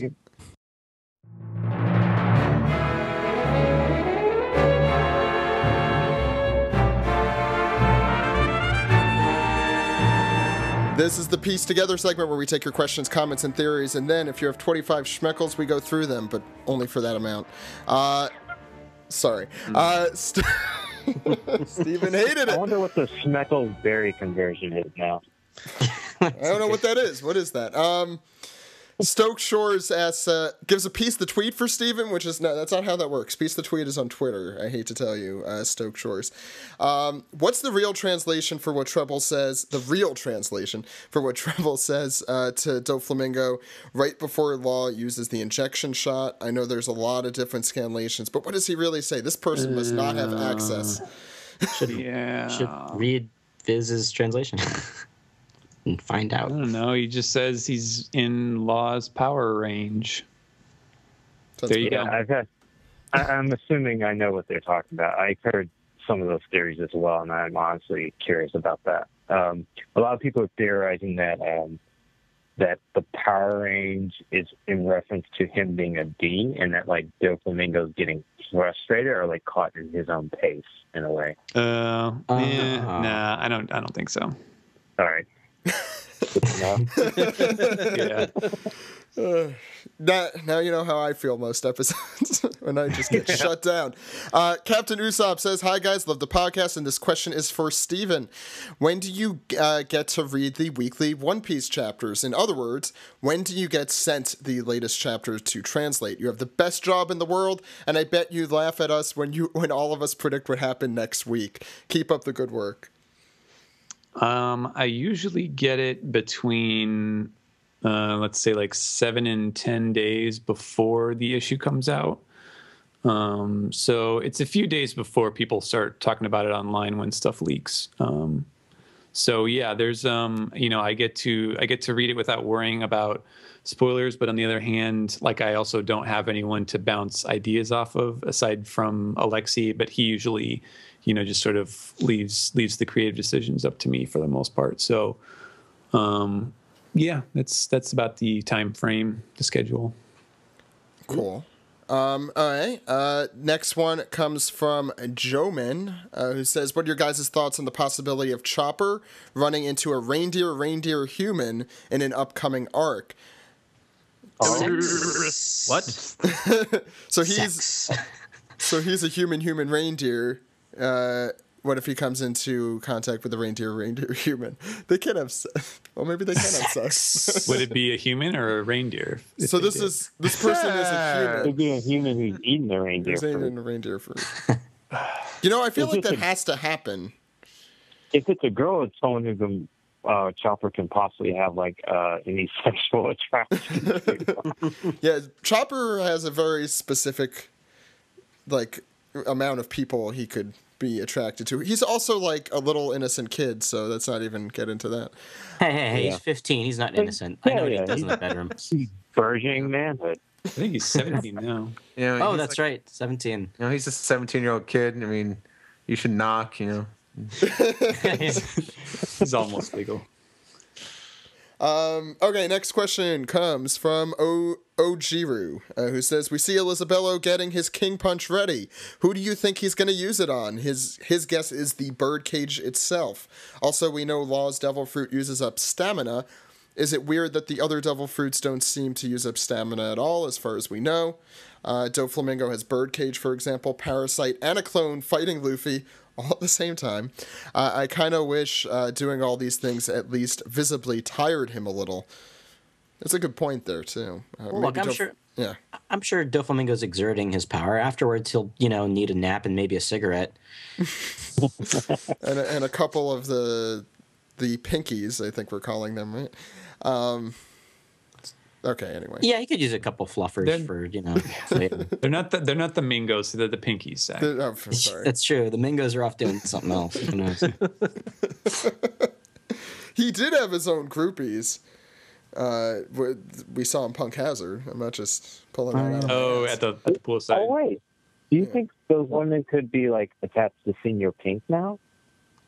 Oh, Wow, how flaky of them. What if Stick what to if one?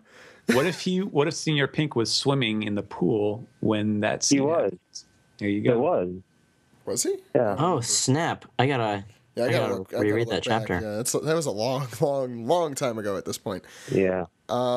Okay, Typeset said, do you think the fact that Monet has been left out of the flashbacks is of any significance, as in that Oda is saving her backstory to be revealed at a later date? I'm guessing Monet is being blackmailed by Doflamingo and will be freed from him after this arc. Isn't she Jesus. dead? It Yeah, doesn't seem like she was Well- someone who's being blackmailed by anybody. people really love Monet. Wait, Stephen has something to say. If her legs are attached to Dellinger, if Dellinger has her legs Oh my right God, now, that's that's something that could be explained. Because people did guess that when we saw him with the high heels. Because she has those bird legs now. But he's not a bird. No, there would be something more Well, tricky. where did the bird The legs... former human legs. Somewhere in the toy scrap pile are Dellinger's fish legs. Just waiting for a new master. I think I just got to keep moving on from that. Next question comes from Dr. Fart Sparkles, Hey. who says, I didn't know... Sounds like a Rick and Morty character. Yeah, I was about to say. Well, it's good because he has a question for Brian. He said, I didn't know Bryan Newton was a One Piece fan. Questionation, interrobang. Interrobang. My question is for Brian, who is your favorite Straw Hat and favorite non-Straw Hat? Oh, that one's tough, but I was waiting for it. As far as the Straw Hats go, I say they're all number ones. I know that sounds like a cop-out, but I'll break it down. I'll start from order of appearance. Zoro, Usopp, Frankie, and Brooke are like my tops. They're my boys. And then my favorite non-Straw Hat. It's really difficult. I'll go with the person who I have the best reaction to and who makes me the happiest just thinking about them, and that would be San Juan Wolf. Very specific. Yeah, like his first appearance when he like peeked behind Marine 4 during the war. I fucking lost my shit. I was like, look how big that motherfucker is. With the most ridiculous looking just everything. Yeah, with the fucking Onigumi head, he's like, oops, they see me. I'm like, this guy's hilarious. We haven't even seen his whole body. You might be the first San Juan Wolf fan we've had on the show. I hope so, because like he tickles me to no end. It's like, think about how big he has to be. How can he function in this reality? Don't think about it. Don't think about it, Morty. He's like Cthulhu. If you actually look at him, you just go mad. Yes. But it's also funny. He's so big. I don't even think you'd be realizing you're looking at a human being or any sort of creature. Yeah. It's like you just see like a wisp of like of a beard or like an eyelash. I don't think we asked you your favorite arc yet either. Oh, okay. Skypiea is probably my favorite. Nice. Wow. I wouldn't say it's the best, but I think structurally and emotionally, it has like the tightest core. And also, anytime you're talking about like fucking kicking God's ass, I'm down for that. Hey, look, that's all we talked about in 2010. Oh my god. Yeah, Skypiea is solid. It's really solid. Everyone like always would quote like In This Lobby, which is of course an amazing arc, but like Skypiea has like a nice charm because it's a solid standalone. Yeah, that's true. That's a good point. It's a better standalone than other ones to come. Anyway, Fishman Island, I'm looking at you. Yeah. Okay. Always comes back to Fishman Island. Starlight Baptism says, we have some interesting people who follow us. You guys don't seem to like that Doflamingo actually put the Mera no Mi, so that's the Flare, which I think it's different in Funimation and Viz, on the fighting fish's back. But wouldn't fruit placement have been Diamante's job in the first place, since Doflamingo never told Diamante how to handle the fruit? That is true. He's right. We know how passionate Diamante is about Colosseum honor and fair fights, so it would make sense. He shot an unarmed woman. Let me just add this. So it would make sense for him to make that choice. He shot a freaking unarmed woman in the street. So okay, it is Diamante's fault. I think he's right. It's Diamante's fault. Because I forgot in chapter 700 when you have the reveal of the fruit, he's like, "Here, Diamante, you're awesome and you're a genius. You can handle this, right?" Okay. Yeah, that's true. So I'll retract my Doflamingo disparaging. Yeah. Yeah. But as far as a fair fight, he still shot an unarmed woman in the street. That's part of the code of honor, right? Yeah. Of course. That's certainly some sort of code. The Sheaf 12 says, now that the flashback is over, how would you rank it among the other flashbacks of the series? I don't know if... I'll just speak for myself here quick. I don't know if you could judge it until like the arc is over and you see how it fits in, but I'll throw it to you guys. I know when we get to that part in the anime, depending on how many times I break down in tears, I'll give a proper judgment on it. That's usually the litmus test, yeah. Yeah. I honestly don't think we're done yet with Lost Flashback. I hope not. Just, I mean, I talked about it earlier when we were doing the manga, but I think that he still has a lot of story to tell. But as far as like the tearjerkers go, I think it's pretty solid. I can't rank it yet. I was telling Steve I want them to put actual Simon and Garfunkel music in there, but Toy is not going to splurge for that. I said this isn't JoJo. I'm down. I don't know. You're liking it. It's a flashback though. No, it's a great flashback. I'm a big fan of it. I do want to reserve judgment until everything's done. I will say that Corazon is probably one of my favorite flashback characters now. Oh yeah, absolutely. He's hilarious. And I mean, like Dr. Hirolik, Professor Clover, Belmare. But she's also a present character too. I actually had something I thought about, and I want to discuss with you guys real quick, and it's about flashback characters. I think one of the things that I've always loved about the One Piece flashback characters is how they sacrifice themselves. Yeah. And like sometimes people can sacrifice themselves, not to be too downer, but like a gunman in a crowded theater, and you like jump to protect, like a quick instant. But in the One Piece characters, especially like with Belmare, Hirolik, and even like Corazon, they don't just sacrifice themselves on instinct. They kind of like face their impending death head on. Like they understand the consequences of their actions. In some cases, like Belmare, they straight up look the gun in the face and they say, "This is the decision I make to protect this person." I think that speaks volumes for the characters that they have parented too.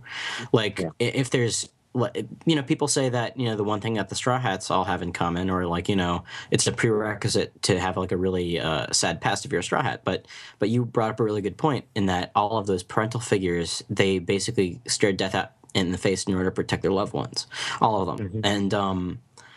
And that's the thing that the Straw Hats have in common. Like they all have that like in them. Yeah, and now they're carrying it on into the future, but they do it in order to protect like their dreams and their crew members. That's a really, really good that is a really good point. It takes a lot of bravery to create someone who's exceptional, like each of the Straw Hat Pirates is.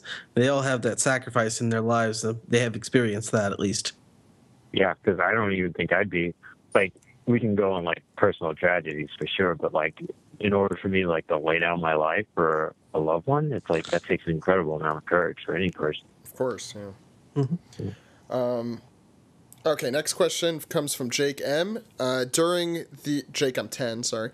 During almost the entirety of the Dressrosa arc, there have been a lot of skipping around between scenes, as you guys and other fans have noted on many occasions. So I've been wondering, is it actually a fact that Oda is skipping around so much to give more opportunity to squeeze filler in for the anime team, or is that just a theory?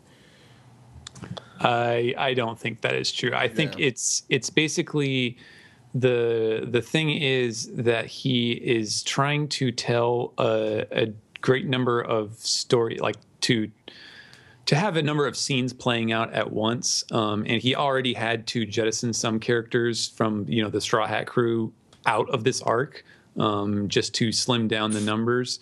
And when they're all supposed to be happening at the same time, he kind of has to keep them juggling continually throughout the story, and there are just too many of them to be able to kind of dedicate probably what the different little story beats need to be like kind of fully satisfying, I think. And so that's basically what it is. It's just a consequence of overcomplication. Oda is quite the juggalo. Wow. Very nice. Very nice. Thank you there, Ed. You're welcome. Last Reddit question from Roanoa Zoro himself. What happened to Nami? I mean, before the time skip, she had the decency to keep her top on, and now she just wears a bikini on all the time. If you ask me, it's something to do with those old men from Witheria. You're complaining about this? That wasn't a question. Yeah. Okay. So we got we got actually one question on the Rick and Morty sub. Oh, we did. Great. Yeah, it's from interesting. the Codex X. He has a couple questions. One of which I think you already answered earlier. Are there a lot of One Piece fans over at the Rick and Morty team? I've been a big fan for at least a decade now. It's been interesting to see the number of fans it's had, especially in Hollywood. I remember Steve Wrestley used to come hang out on the forums with us. Are there any other fans that you know of? Has Justin seen it? Okay, I can answer those. I've recommended to Justin a few times about One Piece. I know he's at least familiar with it because, like, I have the Bandai General Frankie.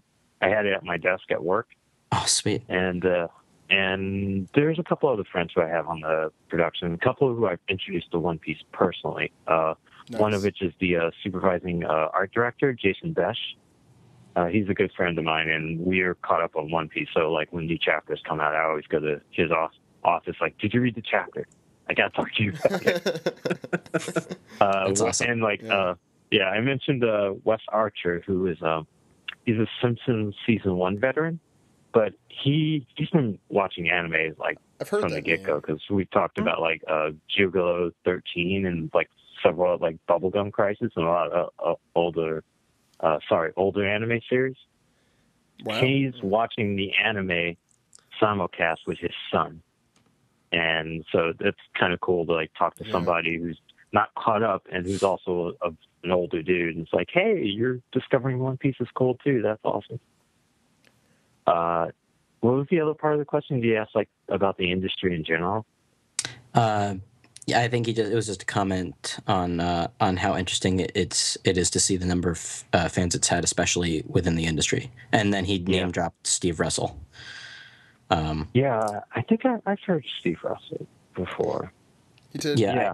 I do remember he used to frequent the Arling Park forums and that he has worked on shows and stuff, but I didn't recognize his name. You know, he's also a One Piece fan. I found out because I think he even did an image in of the American Shonen Jump. Is the guy Tom Warburton who did Codename Kids Next Door? Oh, yeah. Mm-hmm. Oh, that's awesome. Yeah.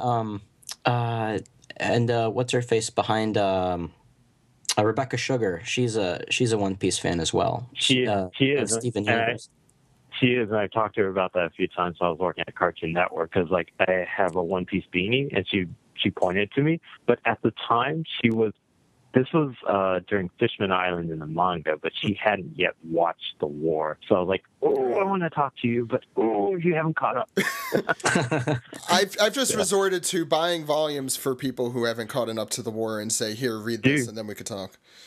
dude, like half my friends, I've literally just given them my Viz volumes. Like, read it, and I'll give you whenever you're done. I mean, yeah, I'm a personal library. That's the same way because I find it's the easiest. Either I'll do that or give them the Funimation DVDs. You are a true hero to the cause. And we appreciate it. Yeah. Well, like in a quick story, like back in the day, like in '06, you couldn't find any One Piece merchandise, even like at conventions. And I'm glad that it's getting more popular, so it's more easy to find like merchandise, and I can easily sell people on it. Yeah, I think we pinpointed around the time when the Strong World film came out in Japan, where there's a real resurgence in merchandise and pop culture. Yeah. Okay. I feel like we could talk about that for a while, and it's really, really, really cool to hear all these people that are interested in the American animation industry. I mean, that's something I've been wondering for a while. I know I've talked to Steve about that. Well, I think also part of it is that like now we're getting not to just say younger, but people who grew up with anime in general. Like I watched Dragon Ball Z from the Funimation dub in high school, and so like I went through college and now I'm working, so like I can talk to a lot of people who, even if they don't watch One Piece specifically, they're more accustomed to anime and anime stories and manga. So that's going to only become more frequent and not less. It's no longer the Japanimation craze that it used to be. It's cartoons for adults. What a concept. Anime is not a cartoon. It's anime. My god! I saw on Twitter someone went digging through the looking for the first mention of anime on a news group. It goes back to like 1986. Wow. Oh, wow. Japanimation. It was Japanimation. They called it Japanimation. I remember those days. Brian, you seem to react to that statement. No, wait. One of my biggest pet peeves was like I was standing in I can't remember. I think it was like the Long Beach Anime Convention like years ago. And I remember listening to a couple of young girls, and they were like, "My mom says I'm watching cartoons." I'm like, "Anime's not cartoons." And I just wanted to pop a blood vessel because I'm like, dude, people have to sit down, draw those characters, color those characters, move those characters in sequence. It's a cartoon. It's an animation. Just because it's not freaking SpongeBob. Yes. It means... It's like, what are the Simpsons? All the same principles are applied, just like in the Disney animation. Like, people have to sit down and draw that. And it's angry only. It angers me only because of the disconnect between how, like, this entertainment is brought to people, and most people don't understand how it's done. And they're using cartoons with a negative connotation, which is these people obviously love cartoons. They just, for some reason, can't admit to themselves that they love cartoons. Because, like, did you not like Daffy Duck or Bugs Bunny growing up, or anything? Strawberry Shortcake? I don't give a fuck. What else? Were you hanging out in coffee shops talking about garage bands with your friends? I mean, even my parents' generation. Maybe. Steve, I thought you were going to say you hang out in coffee shops talking about Rainbow Bright. The Hair Bear Bunch. Now I'm really taking it. For the win with that obscure reference.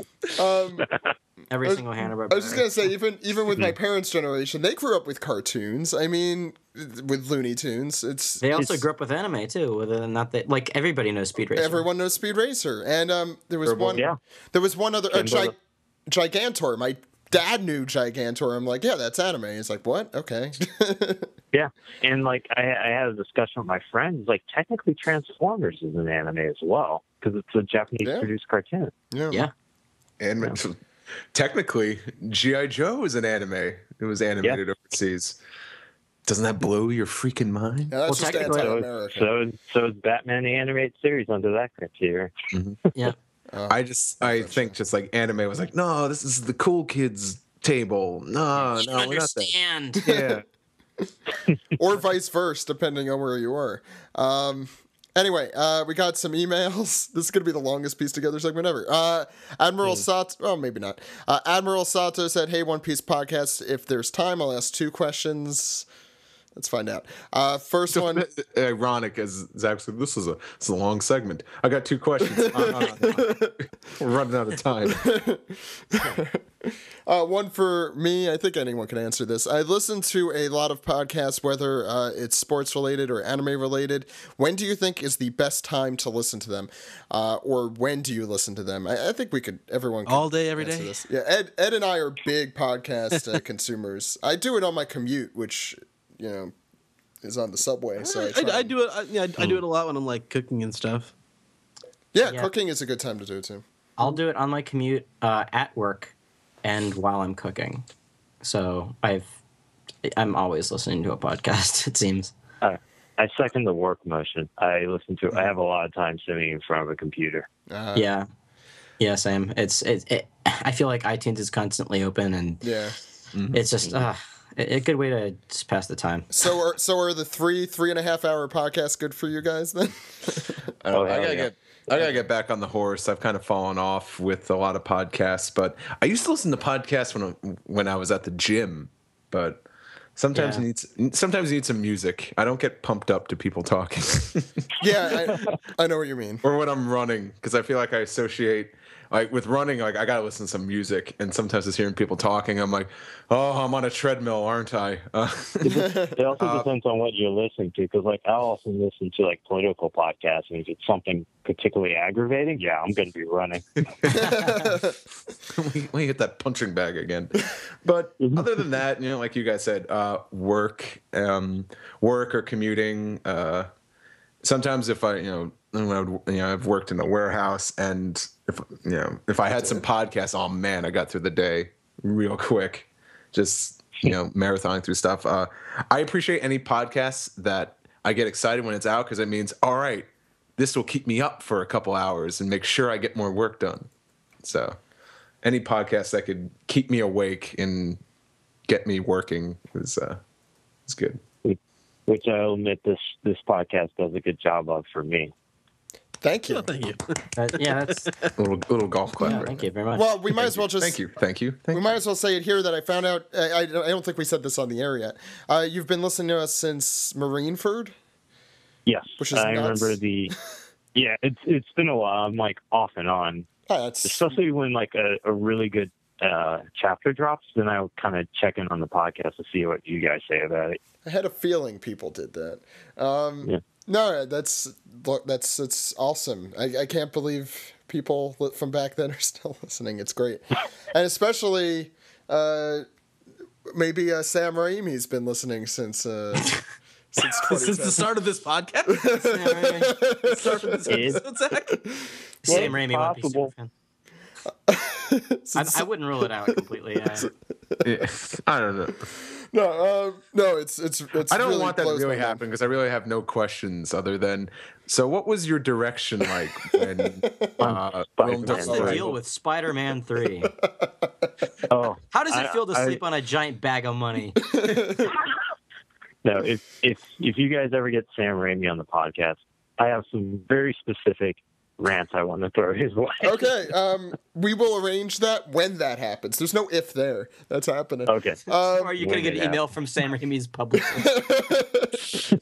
Who is, for some reason, a huge One Piece fan. The We're going to have to publicist. title this episode Sam Raimi Cast. Writing that down. Next one comes from Oliver. I only read one of that, guys, for the record. So Doflamingo used a pistol to kill his father, his brother, and to shoot Law with lead bullets. Do you think it's possible that he used the same gun every time? Obviously, there was a long time between each shooting, and Doflamingo would have the resources to get a replacement, but I have a feeling that it's a special gun for shooting family traitors. Is this it is. Is this kind of messed up thing that Doflamingo would do? What do you think? First off, Oliver, unbelievable question. I love that question. What is like Doflamingo just open a drawer in his desk like, time to take out old Betsy. It's Chekhov's gun.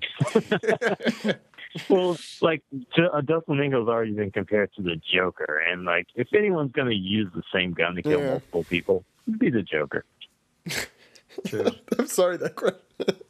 It's a special gun for shooting family traitors. And traitors. This gun killed Mufasa. Murderer. I kind of hope that's true now. Yeah, now I really. Yeah. We gotta look back and see if it looks exactly the same. Although how I'm different. already on that. Okay. 2 Corzones with the same gun. That's a good Wait. Oh, fucking Biff. Back to the Future. Thank you. Yeah.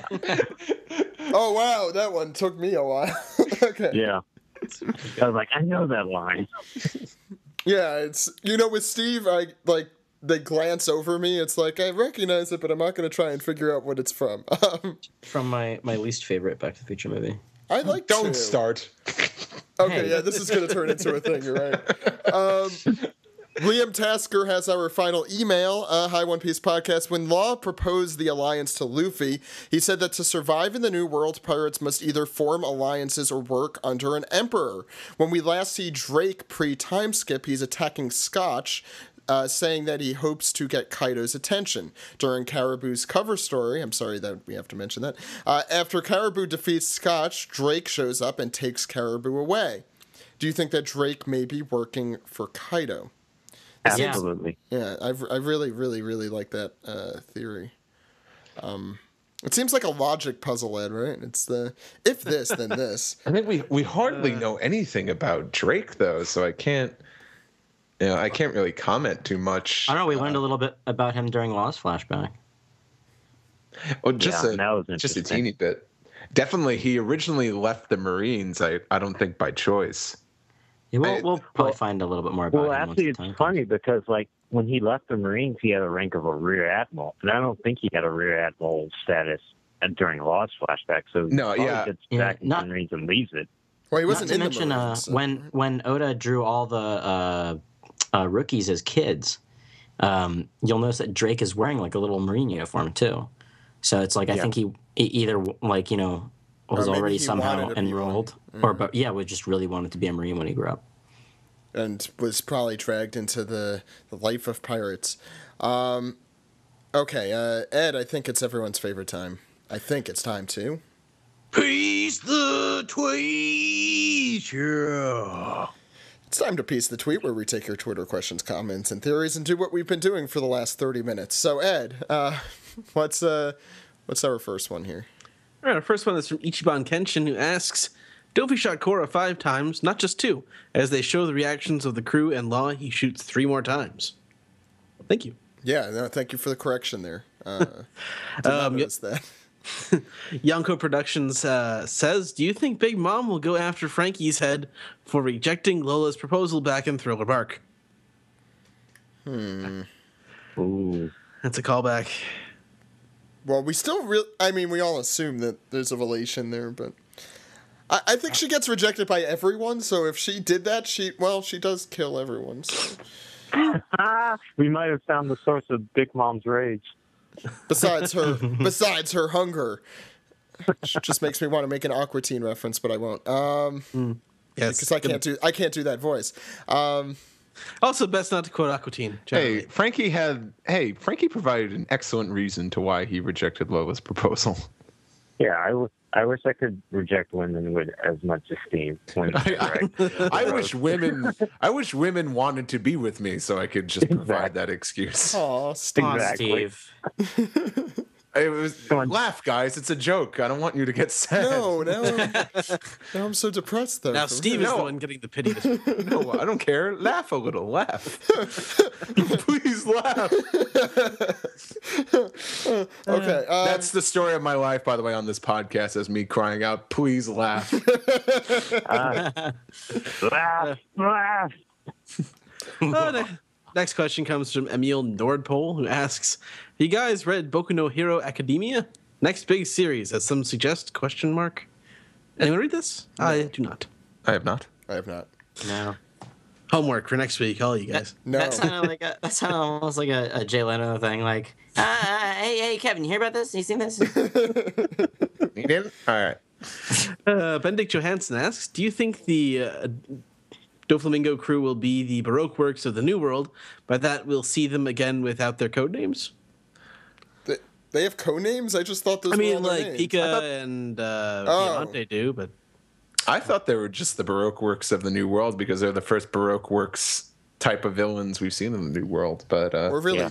No, Well, I mean, there was the new Fishman Pirates, but we try to forget about them. well, we're gonna get a cover story that's somewhat Dressrosa related. I just wonder who. And Probably Gloria, since she's like disappeared from this whole thing.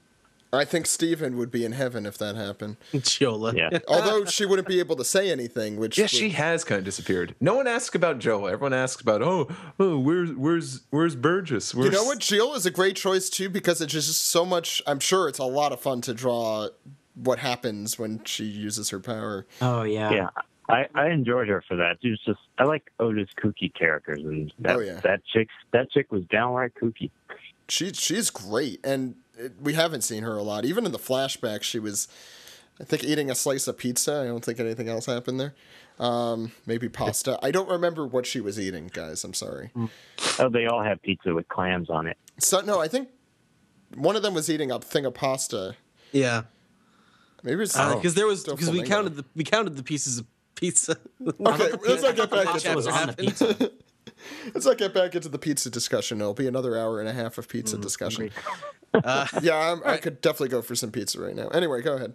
Next question comes from Mo McDonald, who asks, in honor of Thanksgiving this week, what food in One Piece would you like to eat? That's a good question. I want the water meat. I knew you were going to say that. And from earlier in that arc, the fried potato shit. That looked awesome. With actual shit in it? I'm sorry, I just This watched shit is amazing. I just watched a JoJo's episode where that happened, so I'm kind of... Wait, hold on. We got a court order. You can't eat shit anymore. Dun dun dun. Dun, dun, dun. Wow, it took me a second. What kind of One Piece food do you guys want to have? Evil pizza. Evil pizza? We literally just talked about it like a minute ago. Why is it evil, though? Because it's a bunch of they're having an evil pizza party. But that doesn't make the pizza evil. Doesn't Pizza it, Zach? can't be evil. Doesn't it? Pizza can... Well, it can be if it's from Papa John's. Good one. Papa John's, proud supporter of the One Piece podcast. Anyway, Better ingredients, better pizza. I'll go sit in Papa John's. Yeah. Screw minimum wage. screw Papa John's. I'm sorry. It's like they squirt the sauce on in the shape of a pentagram. To steal a line from John Oliver, we don't have sponsors, so we don't care about Papa John's. But if you want to sponsor us, please sponsor us. But yes, if you'd like to, Papa John's. Yeah. Steve, what would you like to eat? For pizza? One Piece food, man. Anything Sanji makes. Oh, that's a cop-out. Brian? Anything? Yeah. Would you like to eat anything from the One Piece world? From the One Piece world. Yeah, sorry. Maybe like sea king meat. Yeah, that's a good one. This one's an easy one. Hachi's takoyaki. Oh, yeah. Yeah, that goes out. Oh, yeah, that's a good one. I think, is that in that One Piece recipe book? Because I'd like to try that. I should. Oh, I don't gave know. that to you. I should open it because Zach bought that for me in Japan. But I'm Oh, like, nice. well, yeah, I could. One day I'm going to totally just open it up and be like, yep, those look like words. Steve, next time you come over, there's a place that sells like the things that you can make takoyaki with, and we could destroy my kitchen and make takoyaki together. Oh, takoyaki pan. It'll be an evil takoyaki party. We'll destroy your kitchen and then destroy your bathroom.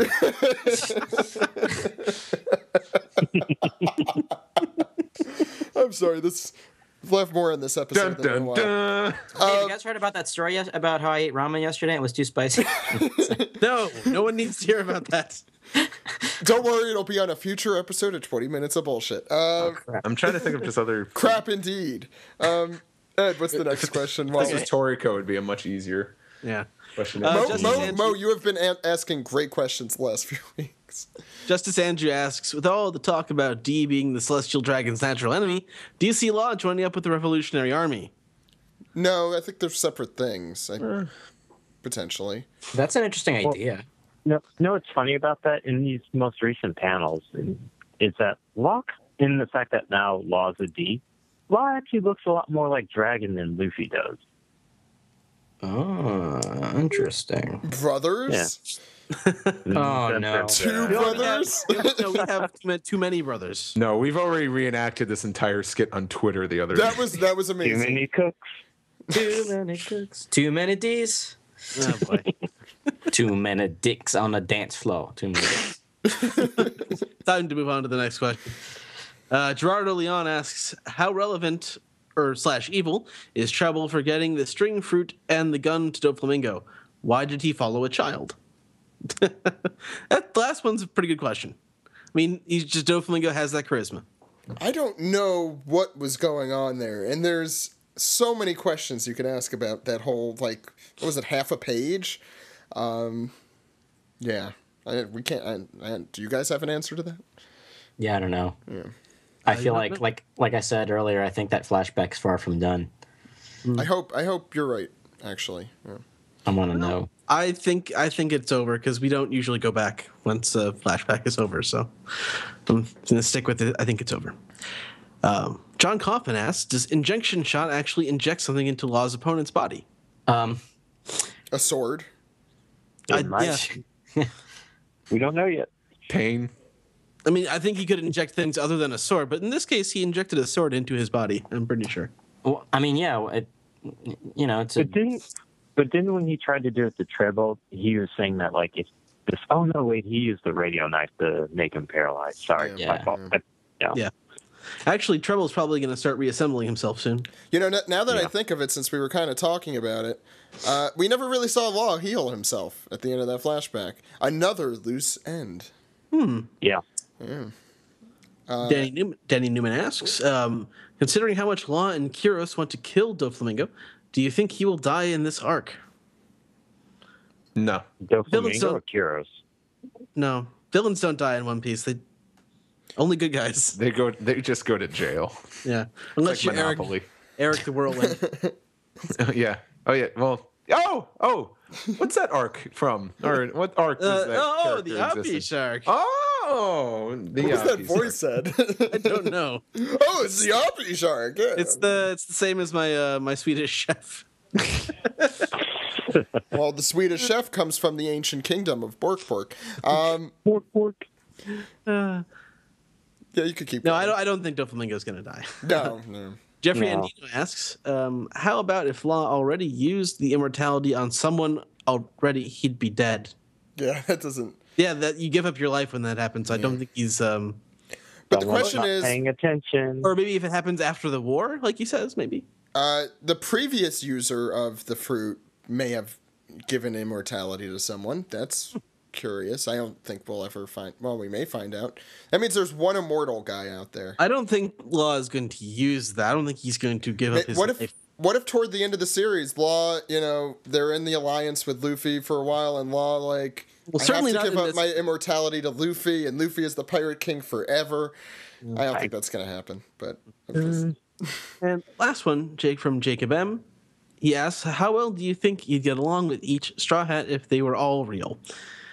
Who would you share the most time with? I think we should go around in a circle to answer this. Do you want to start?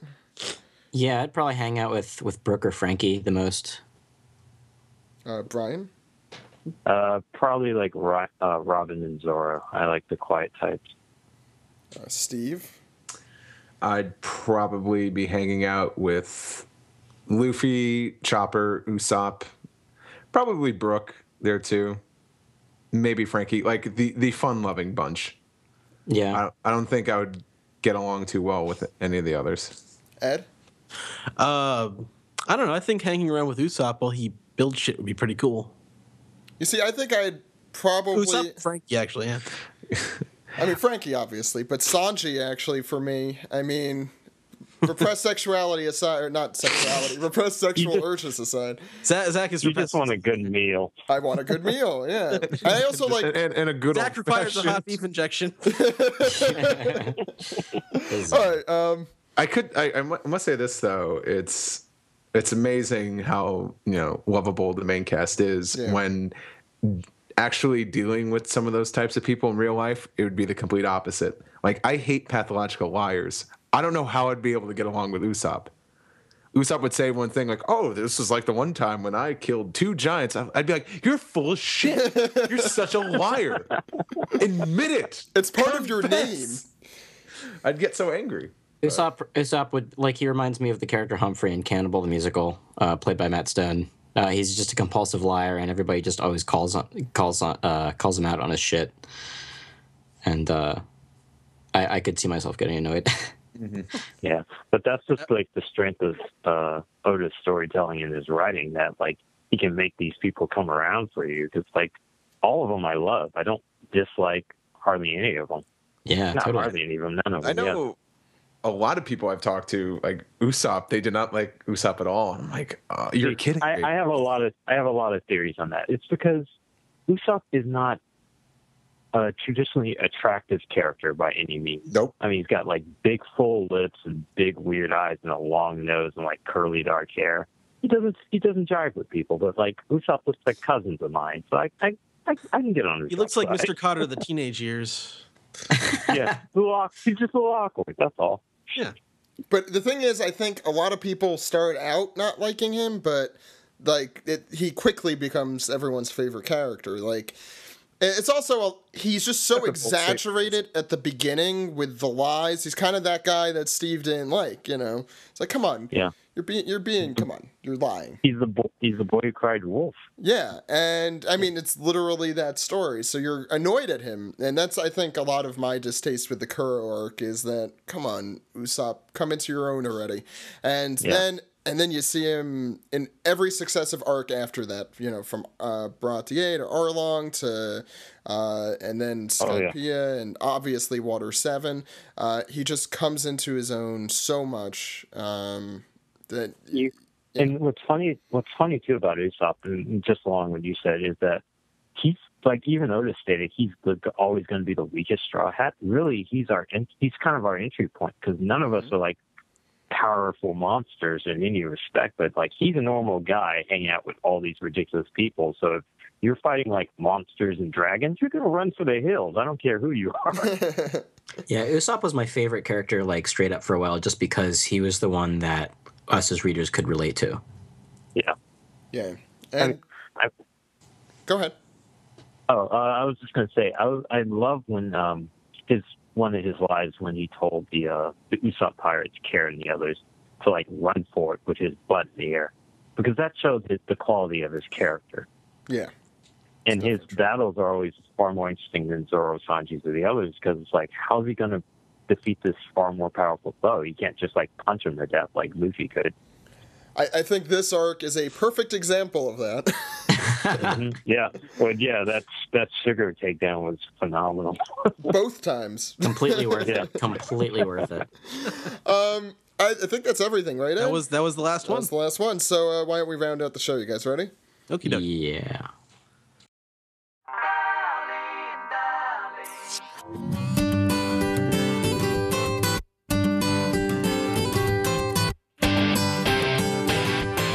This has been the Unofficial One Piece Podcast, episode 347 for Monday, November 24th, 2014. Before we round off and make our Rick and Morty references to finish out the episode, Bryan here is just the first of many guests we're having this month, some of which have been surprises, including Bryan. Next week, we have Marcus Stimac. He is the voice of Dr. Hogbeck. Stimac. We go. I was told that, and I still forgot. It's okay. Just add it to the list of names Zach botches. This time, it's a long list. This one's an American name. It's a book now. This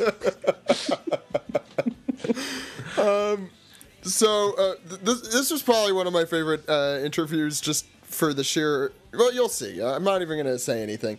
Look forward to that on December 1st. It's a lot of fun. And then Steve, for our final interview of the year, we had Joel McDonald and Ian Sinclair at Youmacon. You want to tell us a little bit about that? Well, it's going to be kind of... It's going to be a jam-packed episode, because we got the 90-minute One Piece panel from Youmacon featuring Joel and Ian, and then I have a follow-up interview with them. So It's a really good interview. We listened to it on the car ride down to DC, and we're so modest. well, no, Steve is like, listen to it. Context. Zach did not hear the interview yet. I'm like, yo, man, wanna know what I could listen to right now? Me. Yeah, when funny because I'm the opposite of that. When we road trip to Canada, Zach and I were in the car listening to you and Dude doing 20 minutes of bullshit. It was like a 4-person road trip. It's like, And I then wish when we had were in Steven. DC, we were in your back seat talking as if it was an episode of 20 minutes of bullshit. Awesome time to also plug that podcast because I feel like we have not done enough of that. True. If you like bullshit, And at least 20 minutes of it. watch. I'm sorry. Listen. Watch with your ears. Yes. 20 listen, minutes of 20 bullshit. minutes of bullshit. It's a Starring- podcast starring you and I. and you, Yes, the two of You. us, together on a podcast. for you. Then the listeners. things get. So I want to give my second personal. gear. No. And then a Mexican Armada came. I do want to give my personal recommendation for the latest 20 minutes of bullshit, which is probably one of the favorite things I've ever I recorded. think that's like our Cape Fear. Yeah. Yeah. It's a bullshit right now. It is. I've listened to that episode at least 3 or 4 times, which I don't think I could ever say for like any podcast. So that That's really goes to ridiculous, show. Zach. That's high praise. It's Padlock Buster. Check it out if you haven't. It's a lot of fun, especially like when you get to like around the halfway mark. It gets kind of out of control. We also are having open applications for news members we need. William has been kind of holding the ship. Him and Adil and Laura have been kind of holding this ship together on their own. We need some help. We've been getting a ton of really, really great applications so far. If you want more information, you can check the website. We are looking for a video game reporter, an editorial writer, as well as a merchandise reporter. And we already have an editor. You'll never guess who it is. It's Jammer. Not you, the dude. I know it's easy to confuse. Oh, I know. We have almost the same voice. Almost. Almost. By the way, this is Jammer talking. So Jammer, not this guy here, will be editing a lot of our articles, so huge thanks to him. You can check out his podcast, the Animanga Podcast, at animangapodcast.com. And I believe it's jamthewriter.com. jamthewriter.com, and I think that's his Twitter handle as well, so you can check him out there. Let's go around. Bryan, what do you have going on? Anything you want people to know about? They just continue to check out Rick and Morty. I'll tell you that I just finished working on season 2, so expect that sometime next year. And Teen Titans Go is a go. Nice. Sweet, awesome. I think we're all really, really excited for season 2. But until then, we will continue watching 11 episodes. 11 episodes every day for 11 100 episodes years. and like what? And how many animatics? And yeah, all of the animatics. All the animatics. Yikes. That's all my work is up there, the bear. Well, it's a dinosaur, Morty. It's a dinosaur. Technically 11 animatics. You let a dinosaur out, Morty. Okay, I'm sorry. Steve, what's going on with you? I'm just being a busy little beaver. That's just weird. Yeah. Yeah. Because I am actually not a little beaver. This is You're an a beaver. odd You're way a to big beaver, describe yeah. it. I'm a big beaver. I made a big beaver poo. What? What the hell is happening right now? Nothing much. I'm just, I'm working on some Jason pages. Hopefully I'll get my webcomic rolling in very shortly. Keep following me at steveyurko.tumblr.com or on Twitter at steveyurko. Dude, what's going on with you? Okay. So thanks to all who visited me at Awesome Con Milwaukee last weekend, is what I would be saying had Awesome Con Milwaukee not have been canceled. It was originally pronounced Milwaukee, which translates to the good land. Thank you for that, Steve. Facts. Facts, You sound ladies so and gentlemen. exacerbated. Thank you for that, Steve. Oh. Speaking of exacerbating, I'm going to go ahead and plug Super Art Fight, the greatest art competition in the known universe. Yeah, that's a bold claim. It's fact, not fiction, Oh, Zach. I see, okay. For those of you who are in the DC area or are within driving distance, please come to our non-denominational holiday spectacular next weekend December 6th. I thought you were just going to say non-denominational show. I'm like, that's great. You guys are just generally very open-minded then. Oh no, we are. We are just generally. But please come to the Black Cat in DC December 6th. It'll be great. Our halftime band is Jounce, who the front man of which is Little Pete from Pete and Pete. I know, right? Oh, wow. Weird. Oh, awesome. Yeah. Check out superartfight.com. Keep your eye there for the next batch of webisodes. And listen for me on the Super Art Fight podcast. I think that episode should be dropping at some point soonish. And follow me as always on Twitter and Tumblr at Dude! Ed, I know you don't have anything you want to plug, so how could the good people contact us?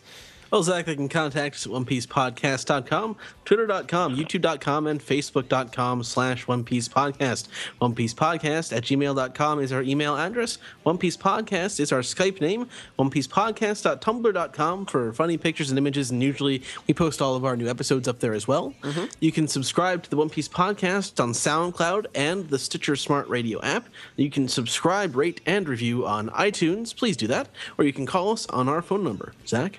That phone number is 347-497-MAJI. That phone number again is 347-497-6254. Call anytime. With your questions, your comments, your theories. Anything else they could call with? I'm at a loss. They're schmeckles.